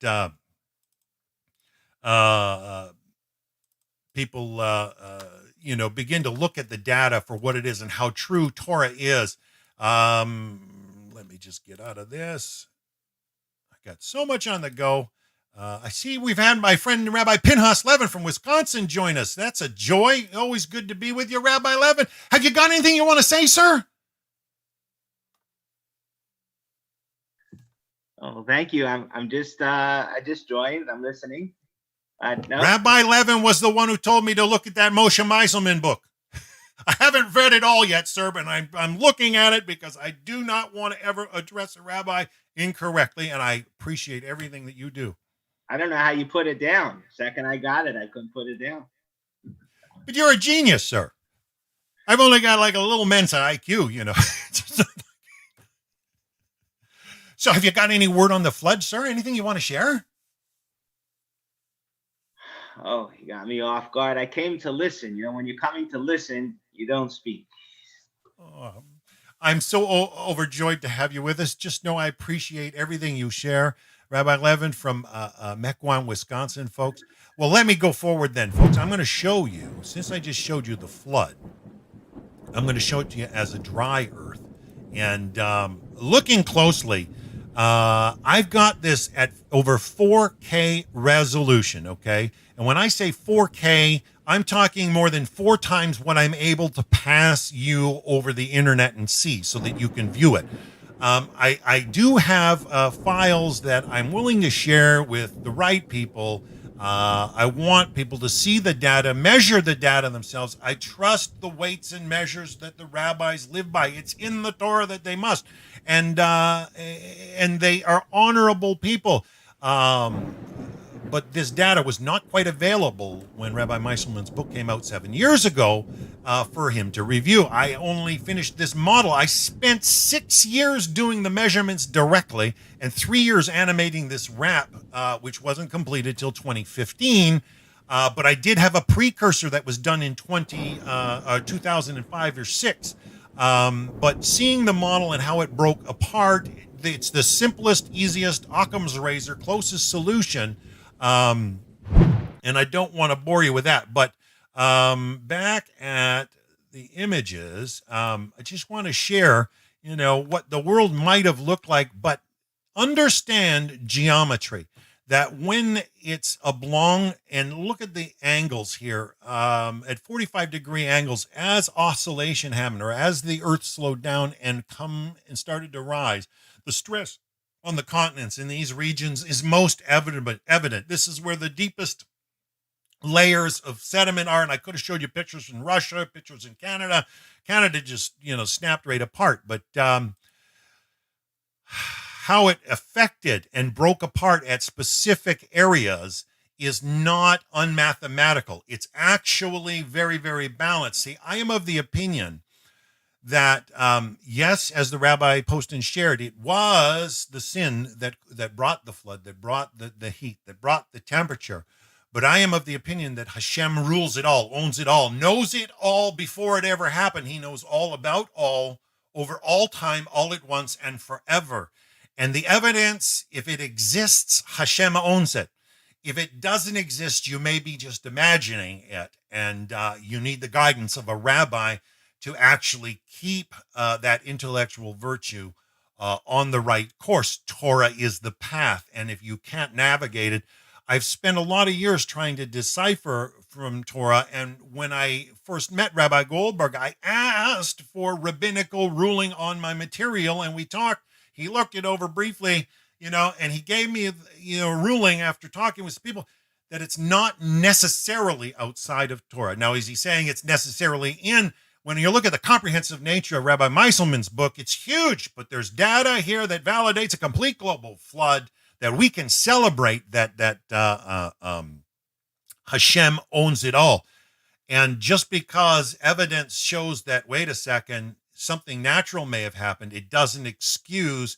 And how did we get here? If the evidence shows, how did we get here? Science has got to answer how we got here. If humanity and Hashem were not involved, and he did not say to Noah, the end of all flesh has come before me, and Noah didn't hearken his ears, we wouldn't be here today. This is an extinction class event that nobody is going to get away from in the evidence, in the measurements. Extinction class event. How did we get here from that point? The only answer given to this date is Torah. And, going forward, this is just a university image of a gravity anomaly, okay? Basically, all it does is take Earth's gravity, okay, the gravity of the Earth, and puts it in a form rather than a sphere where the high points of gravity are and where the low points of gravity are, okay? Why is there a dip in gravity here? Why is there more gravity there?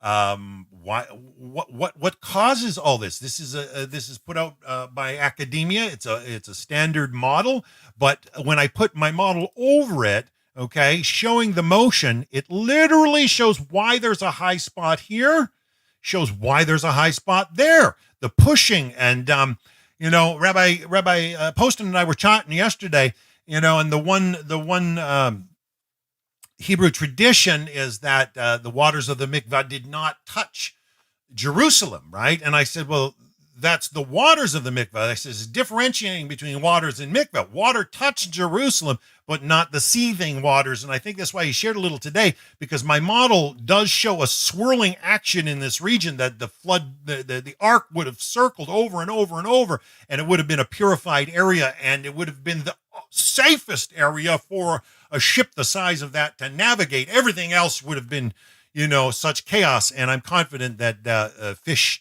and certain mammals would have survived, of course, in abundance, but anywhere near geologic boundary lines, they would have been cooked and fried, and they would have been running for. But this is on that magnetic anomaly, gravitational geoid, and just spinning it around and looking at it from every angle, you can see that it's the flush. And the reason the motion, this is on the other side of South Africa where our friend Chris is from.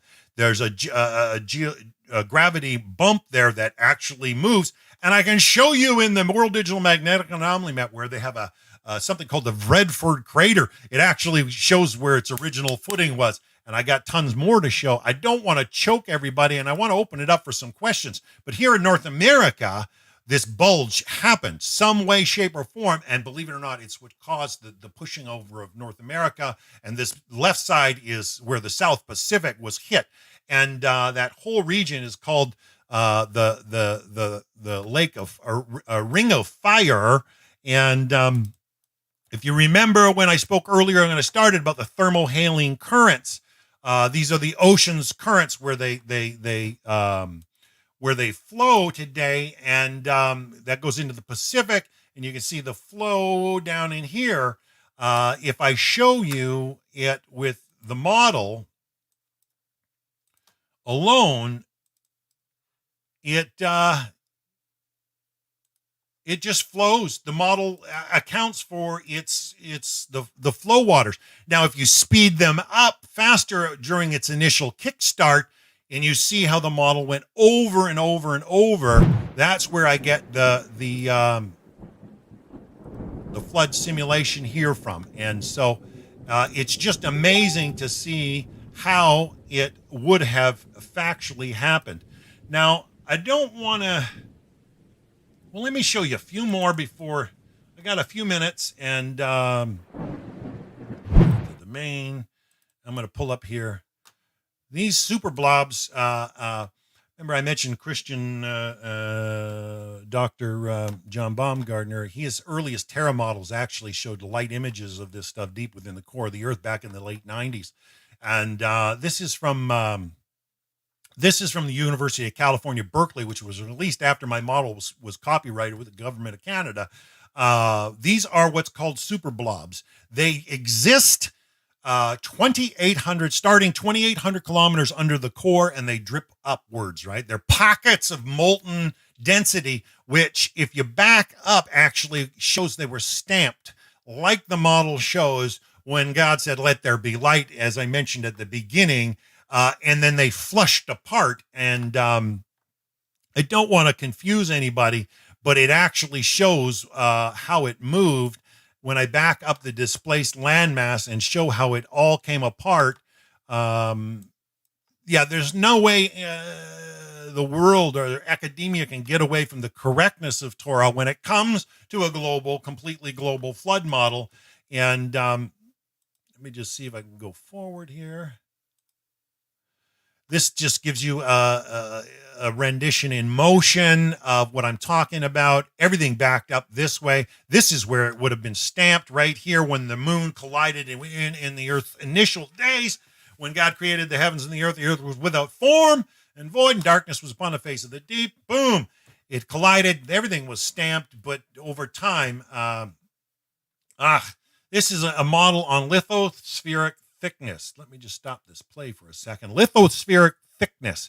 Now, what this means is the density of how thick the lithosphere is above the asthenosphere, which is above the mantle, over the Mohorovich continuity. I don't want to bore you guys, but I want you to look here for a second. See this for a second. This is over in Russia, okay? And this pink is the densest area. This is a visible clear split here. This is pop. This used to be over this way and boom, popped open that way. But it all moves synchronously together. And I tried to show the motion overlay of how it happened and everything moving. Now, the data on the formation of Iceland, Greenland fits down below to the Hatton Rockall Basin, which mates over to the UK. UK spun. I know how all this motion, you can check it out in my film Fingerprints of the Flood. Let me just give you some really, really exciting clips as far as seeing through. I don't want to bore anybody, but when you look through the Earth at the motions I'm talking about, okay, and you see how it moved, let me just put that on repeat. Oop, repeat. I get rid of the zoom. The motion here I'm talking about, okay, I'm going to just unwind this. You see or Australia's motion. I want the Earth is clear and see-through so you can see right through it. It's the backward pressure, the pressure that's putting through the core of the Earth, okay, that is causing the mid-Atlantic ridge to rise. It actually shows a mirror that physics accounts for that the current state of geophysics doesn't account for. And, the Supercontinent Symposium in Helsinki, I'm going to show you some stuff that shows they're absolutely off their rocker and have always been with this east-west separation because it doesn't align with physics or the currently data. It's uncanny to see how that the underbelly of Australia on the opposite side of the Earth here stopped because it's pressure from North America hitting here. And as I go forward, I'm going to just keep showing. I got a few of these I want to show you. And when you look from the North Pole down to see what I'm talking about, when you look from the North Pole down, you can see that the motion is what causes it's called antipodal force and pressure. And so as Antarctica slid, you notice how the void that's there, the void that's coming through in the North Pole around Russia and Canada is actually kind of pressure seeded from Antarctica, and where Greenland sits is actually, when I flip it over for you, let me just pull that up. When I flip it over for you to the South Pole, you can see that it aids, all synchronous, that one can only move with the other, that as it began to move, it actually causes the other side to be forced. When you know the way the pressure fluids, and this has to do with the physics of fluid dynamics. I don't want to get into any math and confuse anybody, but to make it very clear, I got one more of this, and then I'm just going to give one last cell and open it up for some questions. This is a straight up, right around the pole. Its original position, this is around Southeast Asia, India. India did not move anywhere near as much, but there may have been an entire land bridge in this region prior. The data is phenomenal for it, but I don't have enough in the magnetic anomaly map at that resolution to justify adding any data there. But for around Israel, you can see the fluidic motions when Africa began to move. And well, the Afar corner here, which is called the Afar Junction, the three angles actually show the direction of motion, the only direction of motion that can happen. But as it goes up this valley into Israel, one of the early days, I started to look at the Sodom and Gomorrah and the destruction of Sodom and Gomorrah and how it rides right up that Rift Valley, and how Lot's wife turned to a pillar of salt to understand geology and its wonders and its applications. We've had at Mount Vesuvius people frozen in ash, which would have been exactly the kind of case that Lot's wife, it said a pillar of salt. It is what it is. And yeah, I'm going to keep going with just a little bit more. Let me just go forward here. I'm going to show you something here. Now, my model is only done at a 6K resolution, or excuse me, 8K, 4K resolution. But if I had the time to pump this up to 8K, okay, I want you to see this University of Columbia software, Lamont Doherty Earth Observatory software. If used properly with its overlays, I can collage together at 8K. And what 8K does is allow such zoom depth, the way this scours around, and to show the connections.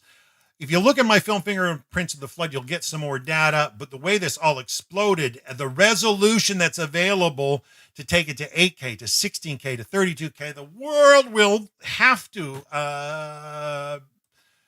give it up and say the flood happened. Because when you start putting a matching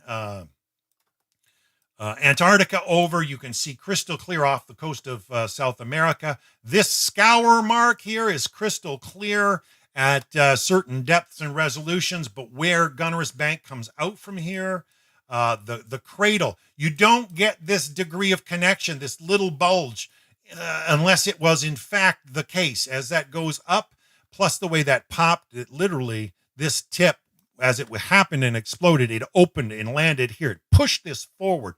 This literally rose up and flushed out. And this is where the conditional probability math started to begin to untell the tale that is confirmed in the Magnetic Anomaly Map. This left fell like a thing of bricks, but as you look back, when it moved out, it scoured this. It had to be fast in flight to scour that. And when the Torah says that, the floodwaters were 150 days before they began to subside and then slowly abate, it's phenomenal. But going forward, just adding in the detail, you start to see, if I start using proper vertical exaggeration to bring out the depth, I've got all the data to show that this undercarriage fits back in here. That fits this whole moorings of South Georgia Island fits into here. All this mass slides back into here.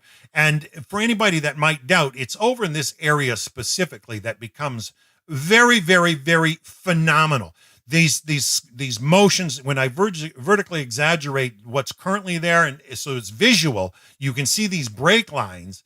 And if I start putting Australia in at such resolution, let me pull up my marker. I'm going to just pull this up real quick, make sure I'm on highlighter.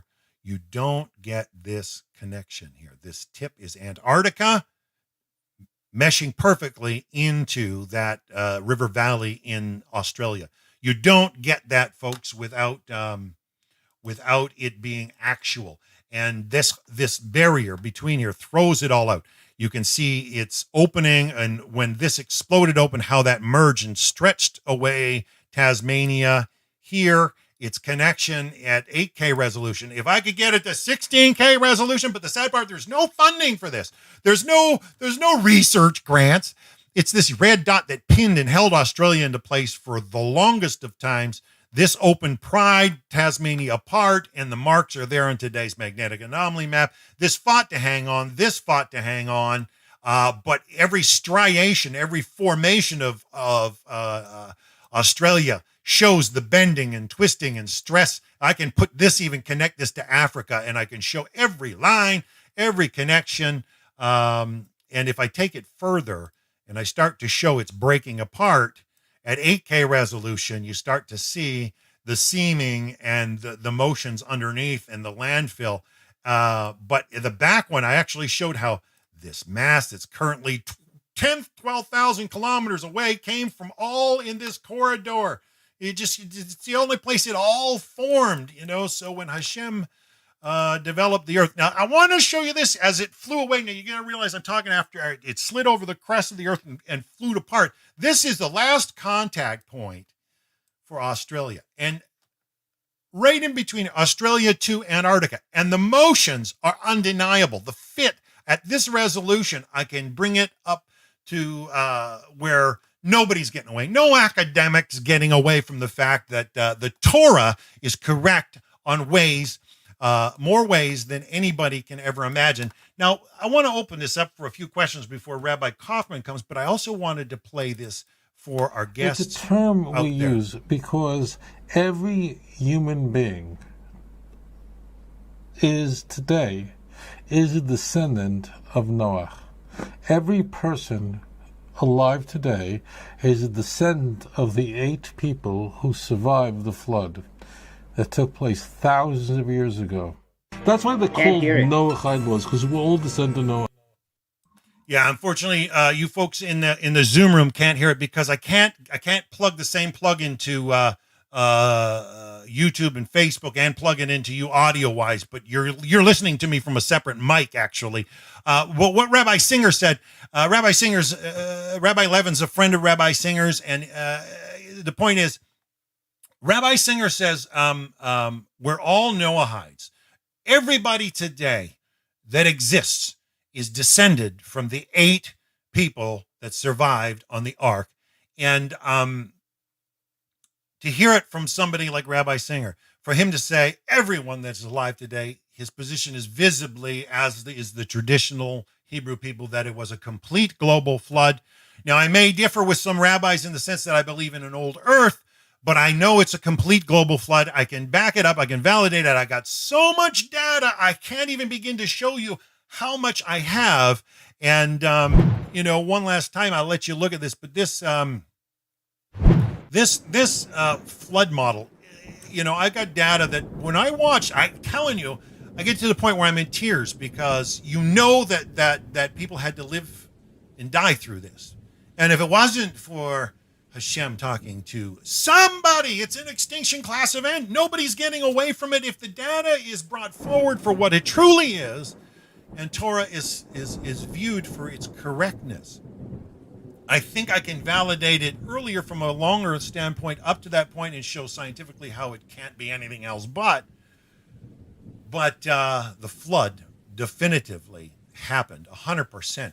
Does anybody in the Zoom room have any comments? We got about 10 minutes or 15 minutes before Rabbi Kaufman comes. And Rabbi Kaufman's a great fellow. Are you heading out, Rabbi Levin? Yeah, or you got a comment? Okay, Rabbi Levin, let's see what you got to say. Hey, let me get back into that. Yes, sir. I don't have much to say about this topic. I don't know. I'm kind of, wow, it's amazing. But I would like to give encouragement to you and to anyone who's listening. What a wonderful thing you're accomplishing. The Torah tells us, it's in a verse in Proverbs, Anek sil ki'ivalta. We need to answer a foolish man according to his understanding. I don't mean to put down anything. My point being that even if some Torah scholar, some rabbi might find what you're saying doesn't fit with some medrash somewhere. It doesn't really matter. The fact is that the world out there, people are looking at science and saying the Torah isn't true. We need you to answer them according to their understanding. Even more so, our oral tradition is an admonition from our scholars.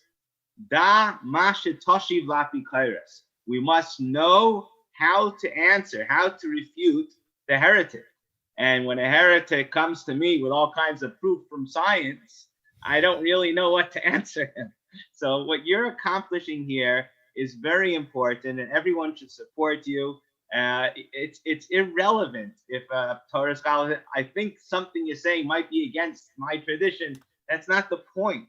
We have to have a scientific answer to what they're saying. I compare it to today's day and age. Imagine being a rabbi in a congregation, as I am, and the whole congregation says, Rabbi, you need to wear a mask. You're going to kill everybody. So does it help me to say that the mask doesn't make a difference? It doesn't. I need to relate to people according to their understanding. And it's a simple fact of life, such a basic Torah principle. The world today is beyond most Torah scholars' ability to answer. And that's why I feel so indebted to you. I think you're doing a tremendous accomplishment. You're a godsend, and everybody who could should support your work to bring the truth of the Torah to the world according to their understanding, not according to my understanding, right? But help them understand with their ability to understand. So that's I've heard from many people how they doubt that there's a creator. They don't believe in the Torah. Why? Because the scientists, they're smart people, and they say it's not true. So I can't answer them. We need you, Dan. It's a tremendous accomplishment. Somebody to go out there and give them an answer according to their ability to understand. So thank you for that. Well, keep up the good work. Let's face it. I got to be honest, Rabbi. I mean, working this angle now for 27 years, I have put up with a lot of ridicule. I have put up with a lot of hatred and a lot of pain. And to be honest with you, I'm like a pit bull with a bone. I don't want to let that go because I see the Torah as so real, so precious, so true. And I don't want it to just be a spiritual, notion. I want it to be real, tangible. I don't just want it to be real. It is real. It is, Hashem gave the word to Moses and Moses transmitted it. But do you think there was a lie in there? Heaven forbid. No, it's validated.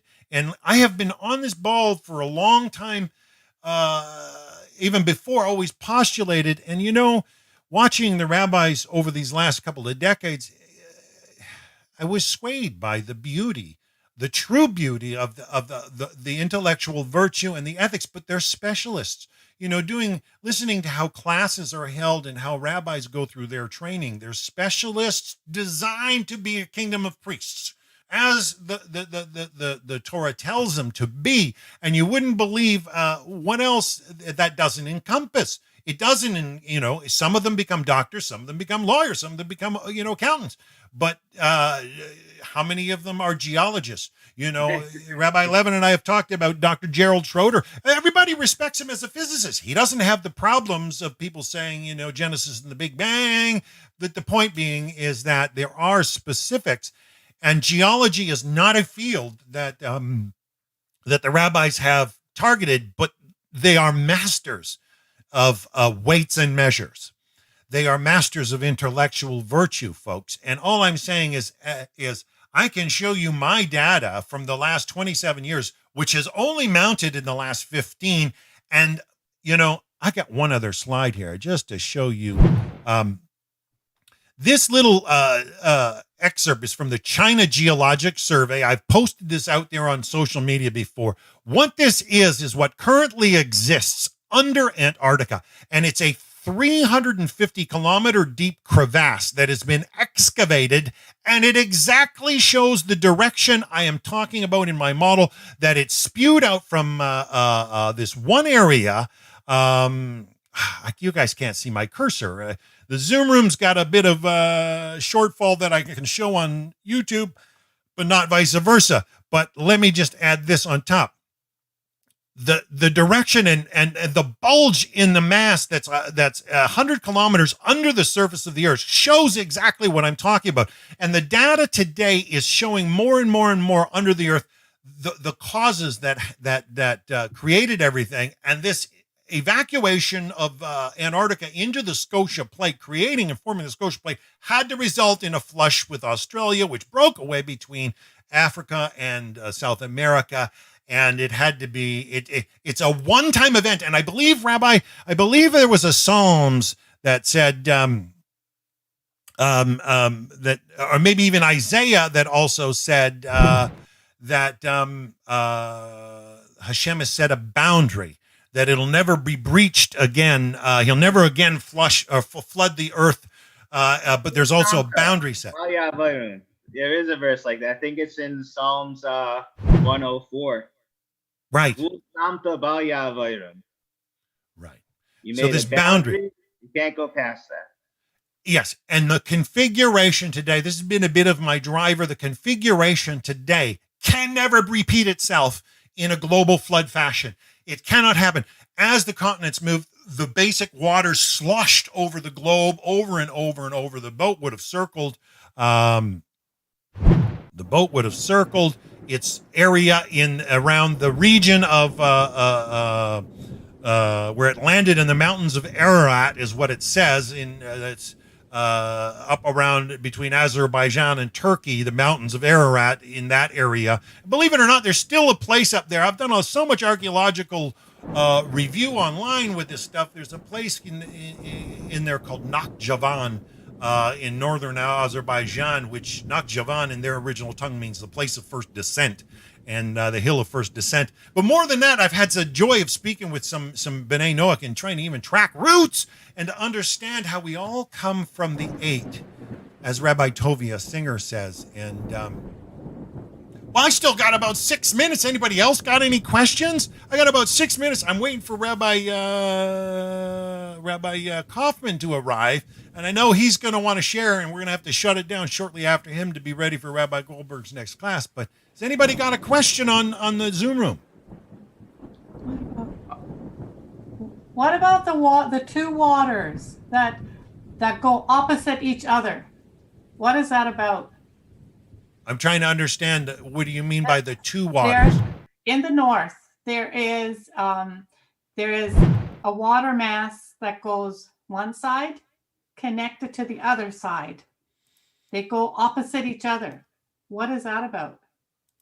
You mean the thermohaline currents that I showed? Let me pull that up again. Is that what that is? Is this okay? Okay, this isn't two sides. This is up and down. Okay, it's depth. Like what happens is here, Angelica, is the warm water's flowing on the surface at the top. Okay, and then it gets cooler as it hits the north, and then it dives under the water deep. So this flowing current is a cool subsurface, not a surface, but a subsurface.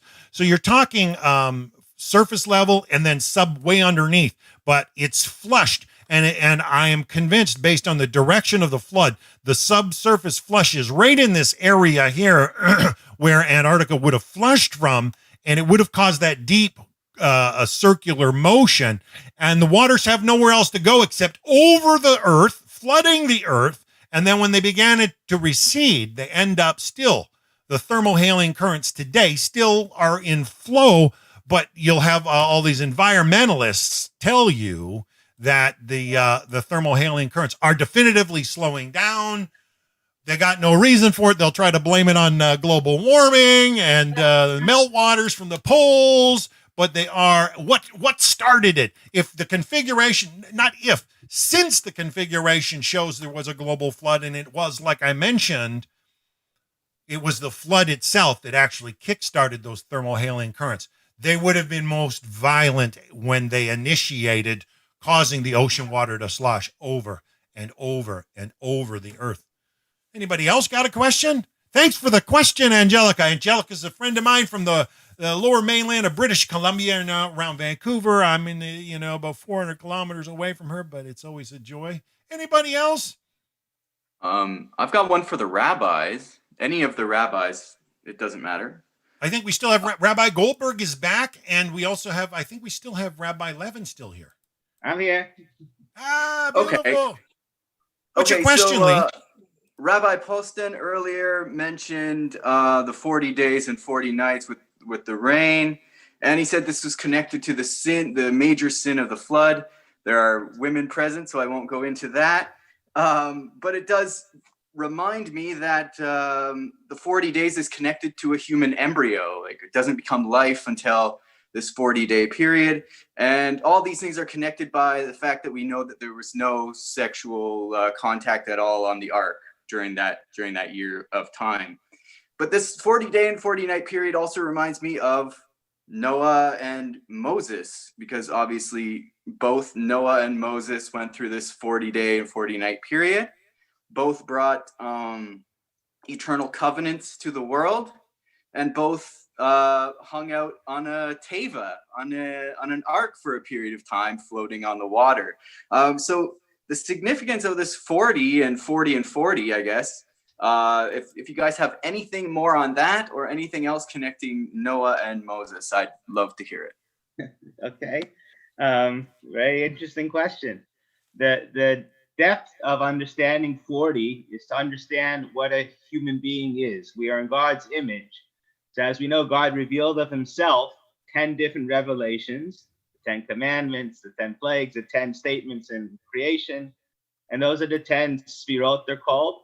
We have 3 intellectual, 3 emotional, 3 behavioral, and 1 all-encompassing called Malchut. That's everything. Those are 10 revelations of God. Now that is done on 4 different levels. The 10 is on 4 levels of being. There's the nefesh, the neshama, the highest source of our soul. The ruach, a lower level of the soul compared to the angelical world. The lower level is the nefesh, that's for the constellations. And then the physical, there's 4 levels of being. Each one goes through this stage of 10 revelations. That's where the 40 comes from. It's a development of all different revelations of God. So this, as was done by Moses with the 40 days to get the tablets, the luchot, and then afterwards there was another 40 days. That wasn't to get anything, but it was to change from the sin of the golden calf, to get rid of that. Then there was another 40 days, which was to create this new stage of event of the second tablets. All the 40s are the same, which is a complete makeover, a complete change of your being from beginning to end. That's why it takes 40 days to develop an embryo. It's the same concept. So your connections are right. The world needed a complete makeover, a complete change. It couldn't exist the way it was then. They were in a state of selfishness, not caring for others. They had to reboot. It wasn't an act of cruelty or destruction. Right. It was recreating. Let's start fresh and then do it in a way that we will be a loving kindness. And the way it was done so beautifully, anybody knows this. If you have a child suffering from, you see signs of what's it called, of a sociopath. He's not caring about others. He doesn't have basic feelings towards others. Get him a pet. Get him some animals to take care of. It develops loving kindness in you. And these 8, which all of us Noahides, we're all Noahides, we're all based on those 8, they developed in themselves the highest level possible of loving care for creatures on the ark. Was unbelievable. What a change. Now we're going to be so out of ourselves, dealing with every single animal day and night, taking care of them. And that was ingrained into mankind. Loving kindness for others, especially animals. Wow.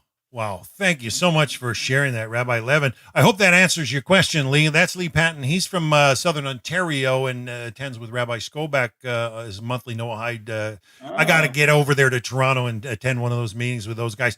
But you know what? We got to start winding this down, and we got Rabbi Kaufman with us. We're going to let Rabbi Kaufman speak for about 15, 20 minutes tops, and then hopefully we're going to close out with a l'chaim with Rabbi Chaim Goldberg, and then we're going to have to shut it down after that. Rabbi Kaufman, can you hear me, sir? Second, can you hear me? Loud and clear. I hear you, but I'm not hearing much microphone, sir. Why not? 1 second. Thank you so much, Rabbi Levin. That was just beautiful. Well said. Can you hear me now? I can hear you, sir, but I can't see you. Are you sharing your camera? Should be able to see me. We can see him, Dan. Ah. Okay, you're not speaking quite loud enough, Rabbi Kaufman, for it to come through the Zoom room. That's all. Okay, say hello. I've got Lara up on the stage. Echo, echo, echo, echo, echo. Yeah, I don't know. You know what? Maybe I'm not getting your normal microphone. I don't know. I can't juice you up anymore or your microphone up anymore. Wait a minute, you hear me better now? Oh, there you go. Now you're taking over the whole show, sir. Ha! I think he does that so that we call this Kaufman proof in the broadcast. Wait, he can, you hear me clear now? Let me try one other thing. You're perfect, sir. You're perfect. You know what? We're going to give you the stage. Hopefully you can keep it to 15 minutes. Wait a minute. You hear me better now or before? No, before. Okay, 1 second. This is better? Perfect. Okay. You gave me 45 minutes, right? I gave you 10. Hey, we're going to 9 if you keep it up. No, I'm kidding, sir. I appreciate everything you share. We got to start winding down in about 17 minutes. So I'd love to let Rabbi Goldberg give a final in about 17 to 20 if you got to push it, sir. All right, well, you just put me on auto speed, so I'll speak faster, right? Because I can't speak less than 15 minutes. So we'll try and eke it out. You know, we mentioned last night that, you know, you see by the flood, the amazing thing that at least, you know, if you go to the science, you know, behind it, you go to creation, right? So what happened? We know there's a continental shift, right? We know how the continents, right, moved, and I'm sure you're much more, you know, well versed, you know, in that. Certainly that me, you know, we spoke about the woolly mammoth, right? How you're going to have this incredible creature somewhere, you know, that it really doesn't belong. We got the story of Gilgamesh, right? The Babylonian story of the flood. So we definitely understand there is precedent. Obviously, this came first, you know. So without even getting into the science or, you know, whatever that, you know, let's talk about a few ideas that I think that we can, you know, that we can gain, you know, from the flood. And I think it gives actually some good background to what, you know, to what we see is going on in the world, you know, certainly going on in the world today. And, you know, not necessarily so positive. We know that that generation, the generation of the flood, what was the sin? What sealed the deal? You know, for the flood was stealing, right? Was theft. Now, Rashi seems to say, well, what about Gilead riots? What about immorality? Wasn't there immorality, right? Wasn't there murder? Wasn't there idolatry? All these good things that a Jew, doesn't apply to non-Jews, but a Jew, you know, is going to have to give up their life for, right? Anytime, any place, right? If someone would say, Jew or non-Jew would say, hey, you know, I want you to kill this person, or, you know, we're going to kill you anytime, any place. You have to be willing to die. But we don't see that by stealing, right? Someone who steals, we understand it's bad. We understand it's wrong, right? But you're not going to get the death penalty. You're certainly not going to get the death penalty for stealing. We see by Sodom, right? Sodom also, what was the final seal? Was also on stealing. But you want to tell me they weren't doing other terrible things? A million other plenty of bad things that they were doing, right? But the deal was signed, you know, because they stole. So if you look at what happened to Sodom, what happened, they ended up, someone would steal a little bit from somebody, they wouldn't be liable. Then someone else would steal a little bit more, right? But they wouldn't be liable. A third person, a fourth person, a fifth person, right? Until what happens? There's nothing left. So what do? They're walking to a person, oh, you know, I'll take a crumb of this cake. I'll take another crumb of this cake. Someone else comes in. A third person, eighth person, a 10th person, right? No more cake, right? Old Mother Hubbard, there's nothing left, right? So they end up stealing everything. So comes along God and says, you know what? This is my own backyard. I am not going to allow something like this in my own backyard. And he says, all right, that's it. I'm going to wipe them out. Going to wipe them out? Why? Right? They didn't steal enough. They weren't liable. Why are they liable over there? because when you see something like this, the world can't survive. When it comes to stealing in general, if it's chaos, right? Let's defund the police. What a great idea. What's that going to do? It's going to make it 10 times worse, right? It's going to make it 1,000,000 times worse. And therefore, God's going to say, okay, everybody out of the pool, I have to destroy this. Why? Because the world won't be able to survive. So comes along Moshe Feinstein, of blessed memory, Torah giant to the last generation, and he says like this: what's the difference between the laws given to Jews and laws, and laws in secular society? When you look in secular society, what's the purpose? Sorry, let's speak about Jews. The purpose of Jews is what? Is to do what God wants. When we do what God wants, so everything's good. If not, okay, there's punishment, there's payback. Right? But the purpose of laws for the Jewish people, whether we understand them, whether we don't, is to make us closer to God. Right? Even if we don't understand, it doesn't matter. Right? God's going to say, shut up and eat the matzah. Right? That's what we got to do. You got to put on tefillin. Right? You're not allowed to steal. You're not allowed to eat not kosher. You have all these obligations. That's going to draw you closer to God. What's the purpose of law for the non-Jews? Right? For the secular world? Because if you don't have law, they'll eat each other alive. And when they eat each other alive, the world can't survive. So if these brilliant people out there saying, what a great idea, let's defund the police, what's going to be? Even worse chaos, right? Worse chaos that we can't even imagine, right? So by the flood, that was the seal, right? The seal was by stealing. Now, in order to understand, let's go back to Genesis chapter 6. Right? There's a whole question. If God knows the thoughts of man, God understands what man's going to do. He understands their heart is evil. What does it say? Genesis chapter 6, and he says, I have reconsidered having made man on earth. Right? I have heartfelt sadness. I'm going to blot them out, etc., because of the wickedness. The wickedness of man. Doesn't God know? Doesn't God know? Of course, man is evil. Right? Their thoughts are evil. There's an antidote, right? What's the antidote? The antidote is Torah. But essentially, that's the refuah before the makkah. The makkah is the person gets whacked around. What is that? He's got an evil inclination. How is he going to fight his evil inclination? He's only going to fight it with Torah, right? So therefore he says, but I was sad. God says, I have remorse, so I'm going to wipe man out. What do you mean he had remorse? Right? Rashi asks on the spot, God had remorse? God made a mistake. Gee, I didn't think man was that evil. I couldn't believe they did such a thing. What do you mean you couldn't believe it? Where were you when you created them? You slipped a brain cell or something, God forbid. No, he understood. So Rashi says, famous story, right? Someone comes to, one of the rabbis, and asks this question. He said, God's all knowing what's going on. So he said, well, did you have a child? He said, yeah. So he said, well, what did you do when you had this child? He said, I had a great party, gave out cigars, Cuban cigars, unbelievable, right? Gave out Cuban cigars. So he says, but don't you know? He said, I hate to be the burden of bad news. He says, but don't you really know that your child's going to die? He says, yeah, I'll be happy when I'm supposed to be happy. And I'll be sad when I'm supposed to be sad, right? So God says the same thing. I understand man's not going to do the right thing. And a lot of times they're probably not going to do the right thing, but there are going to be times we're actually going to do the right thing. They're actually going to be righteous people in the world. You take someone like Noah, right? Noah was the only one left.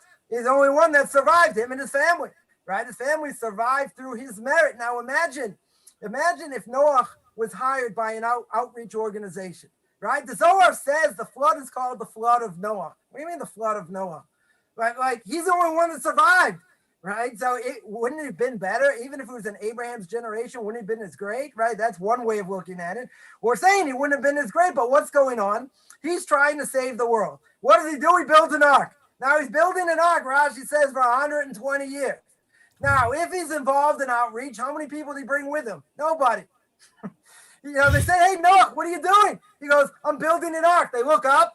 And it's San Diego weather, 75 and sunny all year round. They're like, what are you talking about? Well, there's going to be a flood. They're like, oh, come on, there's going to be a flood. They look up, it's sunny. The next day it's sunny. The next day it's sunny, right? So what happens is, so Noah says, okay, they'll die.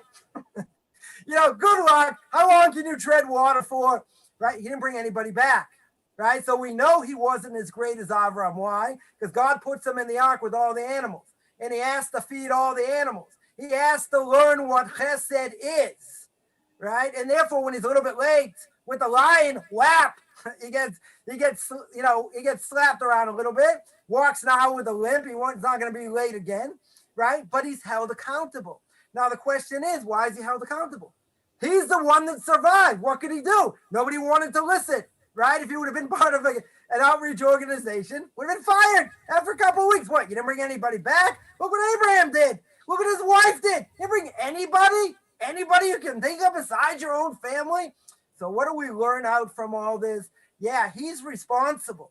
But you know what? There's a collective responsibility out there, right? Mm-hmm. And that, see, by Jews, we're all interconnected, right? What does the Talmud say? Kol Yisrael Aravim Zeh Lezeh. If a Jew somewhere does something wrong, it's all the Jews. You know, someone from Saskatchewan says, I ain't watching the CFL. Nobody cares, right? Oh, he doesn't want to watch the CFL. Ooh, who cares? Doesn't know anything about real football anyway, right? I digress. The point is that nobody cares.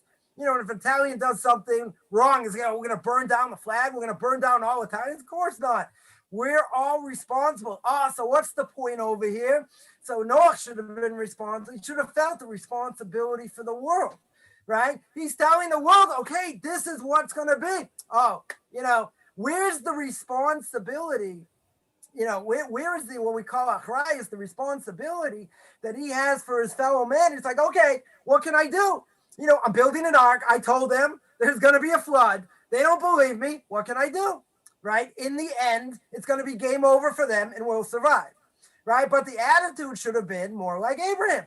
He should have gone out to them. He should have tried to explain to them, okay, he was living in a world nobody wanted to listen.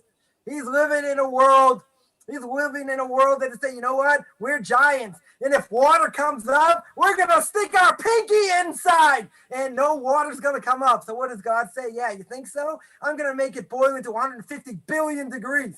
And when it's 150 billion degrees, your hand's going to melt, right? You can try this at home. Take hot water, pour it on your hands, you'll burn it. Not right? recommended. That's exactly what it's going to be, right? So, you know, is it thermodynamics or some other scientific, whatever it is? The point is, he didn't feel the responsibility.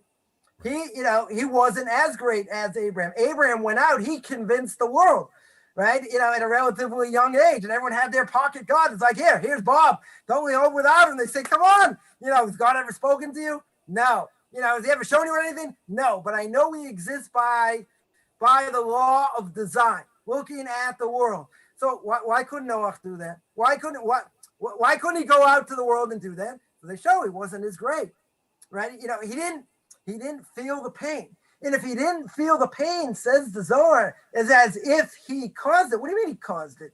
He's the only one that survived, right? So the whole point over here, you got non-Jews around the world, uniting together, and wanting to keep God's law. Look, they can still eat shrimp, all these great things, but they want to unite and do the right thing, right? They want to do what's right in God's eyes. One of the messages is we have to take responsibility, right? We live in a world filled of idolatry, some more, some less, all that. They have an obligation, and, a number of things, we're trying to do is not only get the word out, but get communities around the world, right? Get them involved, not just there doing things virtually. Sometimes you have no choice, right? Because people are scattered, in different places. But the idea is, if he felt the responsibility, right, the true responsibility of at least trying to save some people, he would have gone out among the masses. You think God would have protected him? God had to protect him. They wanted to kill him.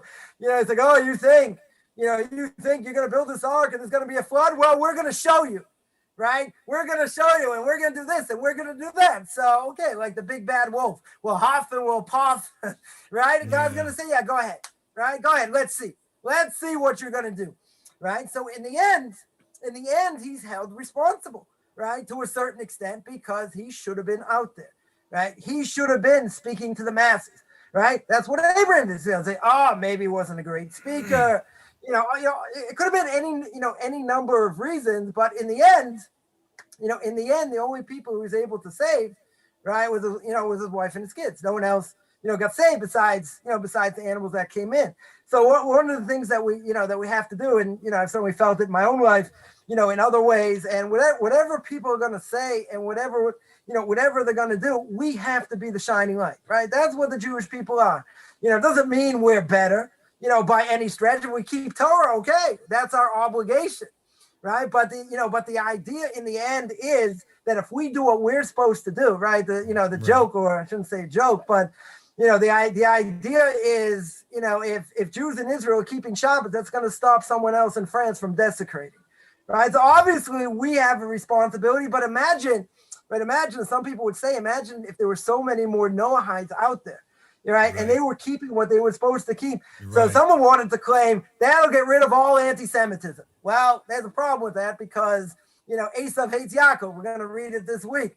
So it's never really going to end. It could put a dent in it, right? If non-Jews thought the same way and, had respect for the Torah and all that, okay, the world would probably look a heck of a lot different. Is it going to eradicate 100% anti-Semitism? No, I don't think so, right? But in the end, it's an unbelievable idea because the more like-minded people are going to think, right? And they're giving that over in a way for people to understand, for people to build on, for people to live, right? And it has to be something real. The more real it is, right, the more they're going to see, this is what I want to do. That's going to have influence over others. Is it going to save everybody? Not going to save everybody, right? But it has the potential, everybody working together, everybody taking responsibility, right? And that's what you see, people coming out of the woodworks, coming out of Christianity, paganism, all these things, they feel it. It's just, right now, it's just very disjointed, right? You get some people over here, some people there, and, we're growing though, Rabbi. We're growing. People are connected. People are definitely connected virtually because, sometimes just have no choice, right? But in the end, imagine, you have people here, you have people there, you have people somewhere else, and they feel the collective responsibility. They understand that, they give that over. That's the message, right? That's the message. Not only you're going to say, okay, God's never going to destroy the world again. He understands the thoughts of man. We have an evil inclination. Okay.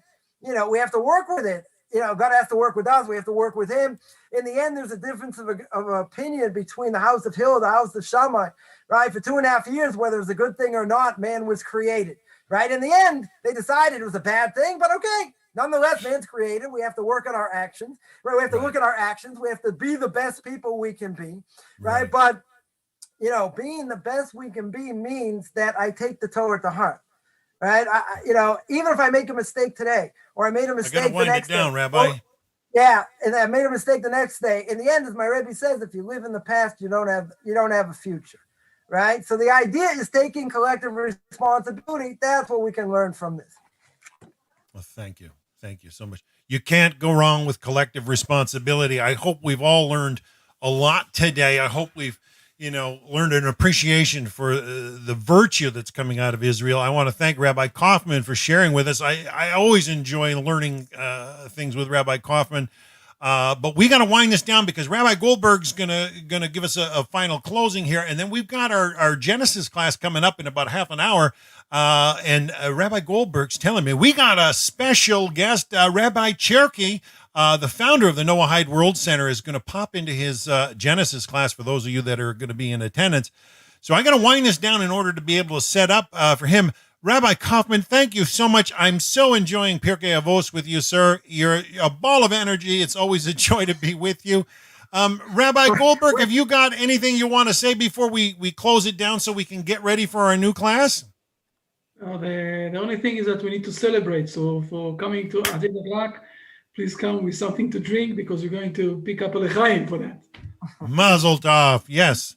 I think, today's been a great class. We've had a great turnout on YouTube and Facebook. I want to thank everybody that's shown up in the Zoom room. We've had many come and go, but it's been pretty well full. We got people from all over the planet, people in the UK, people in Africa, people in South America, Central America, here in North America. I haven't saw many Asians or Southeast Asians, but we know you're doing so much work in India with the Noahide World Center, like you mentioned at the beginning, Rabbi Goldberg. So You know what, folks? I want to thank everybody for being. Remember, the flood happened. The Torah is correct, and it can be validated. But more so, you can impact your community. And I want to thank everybody, especially those that share the light of Torah at Israel. So we're going to sign off for now, folks. I want to thank you guys for coming out, and we hope to see you again soon.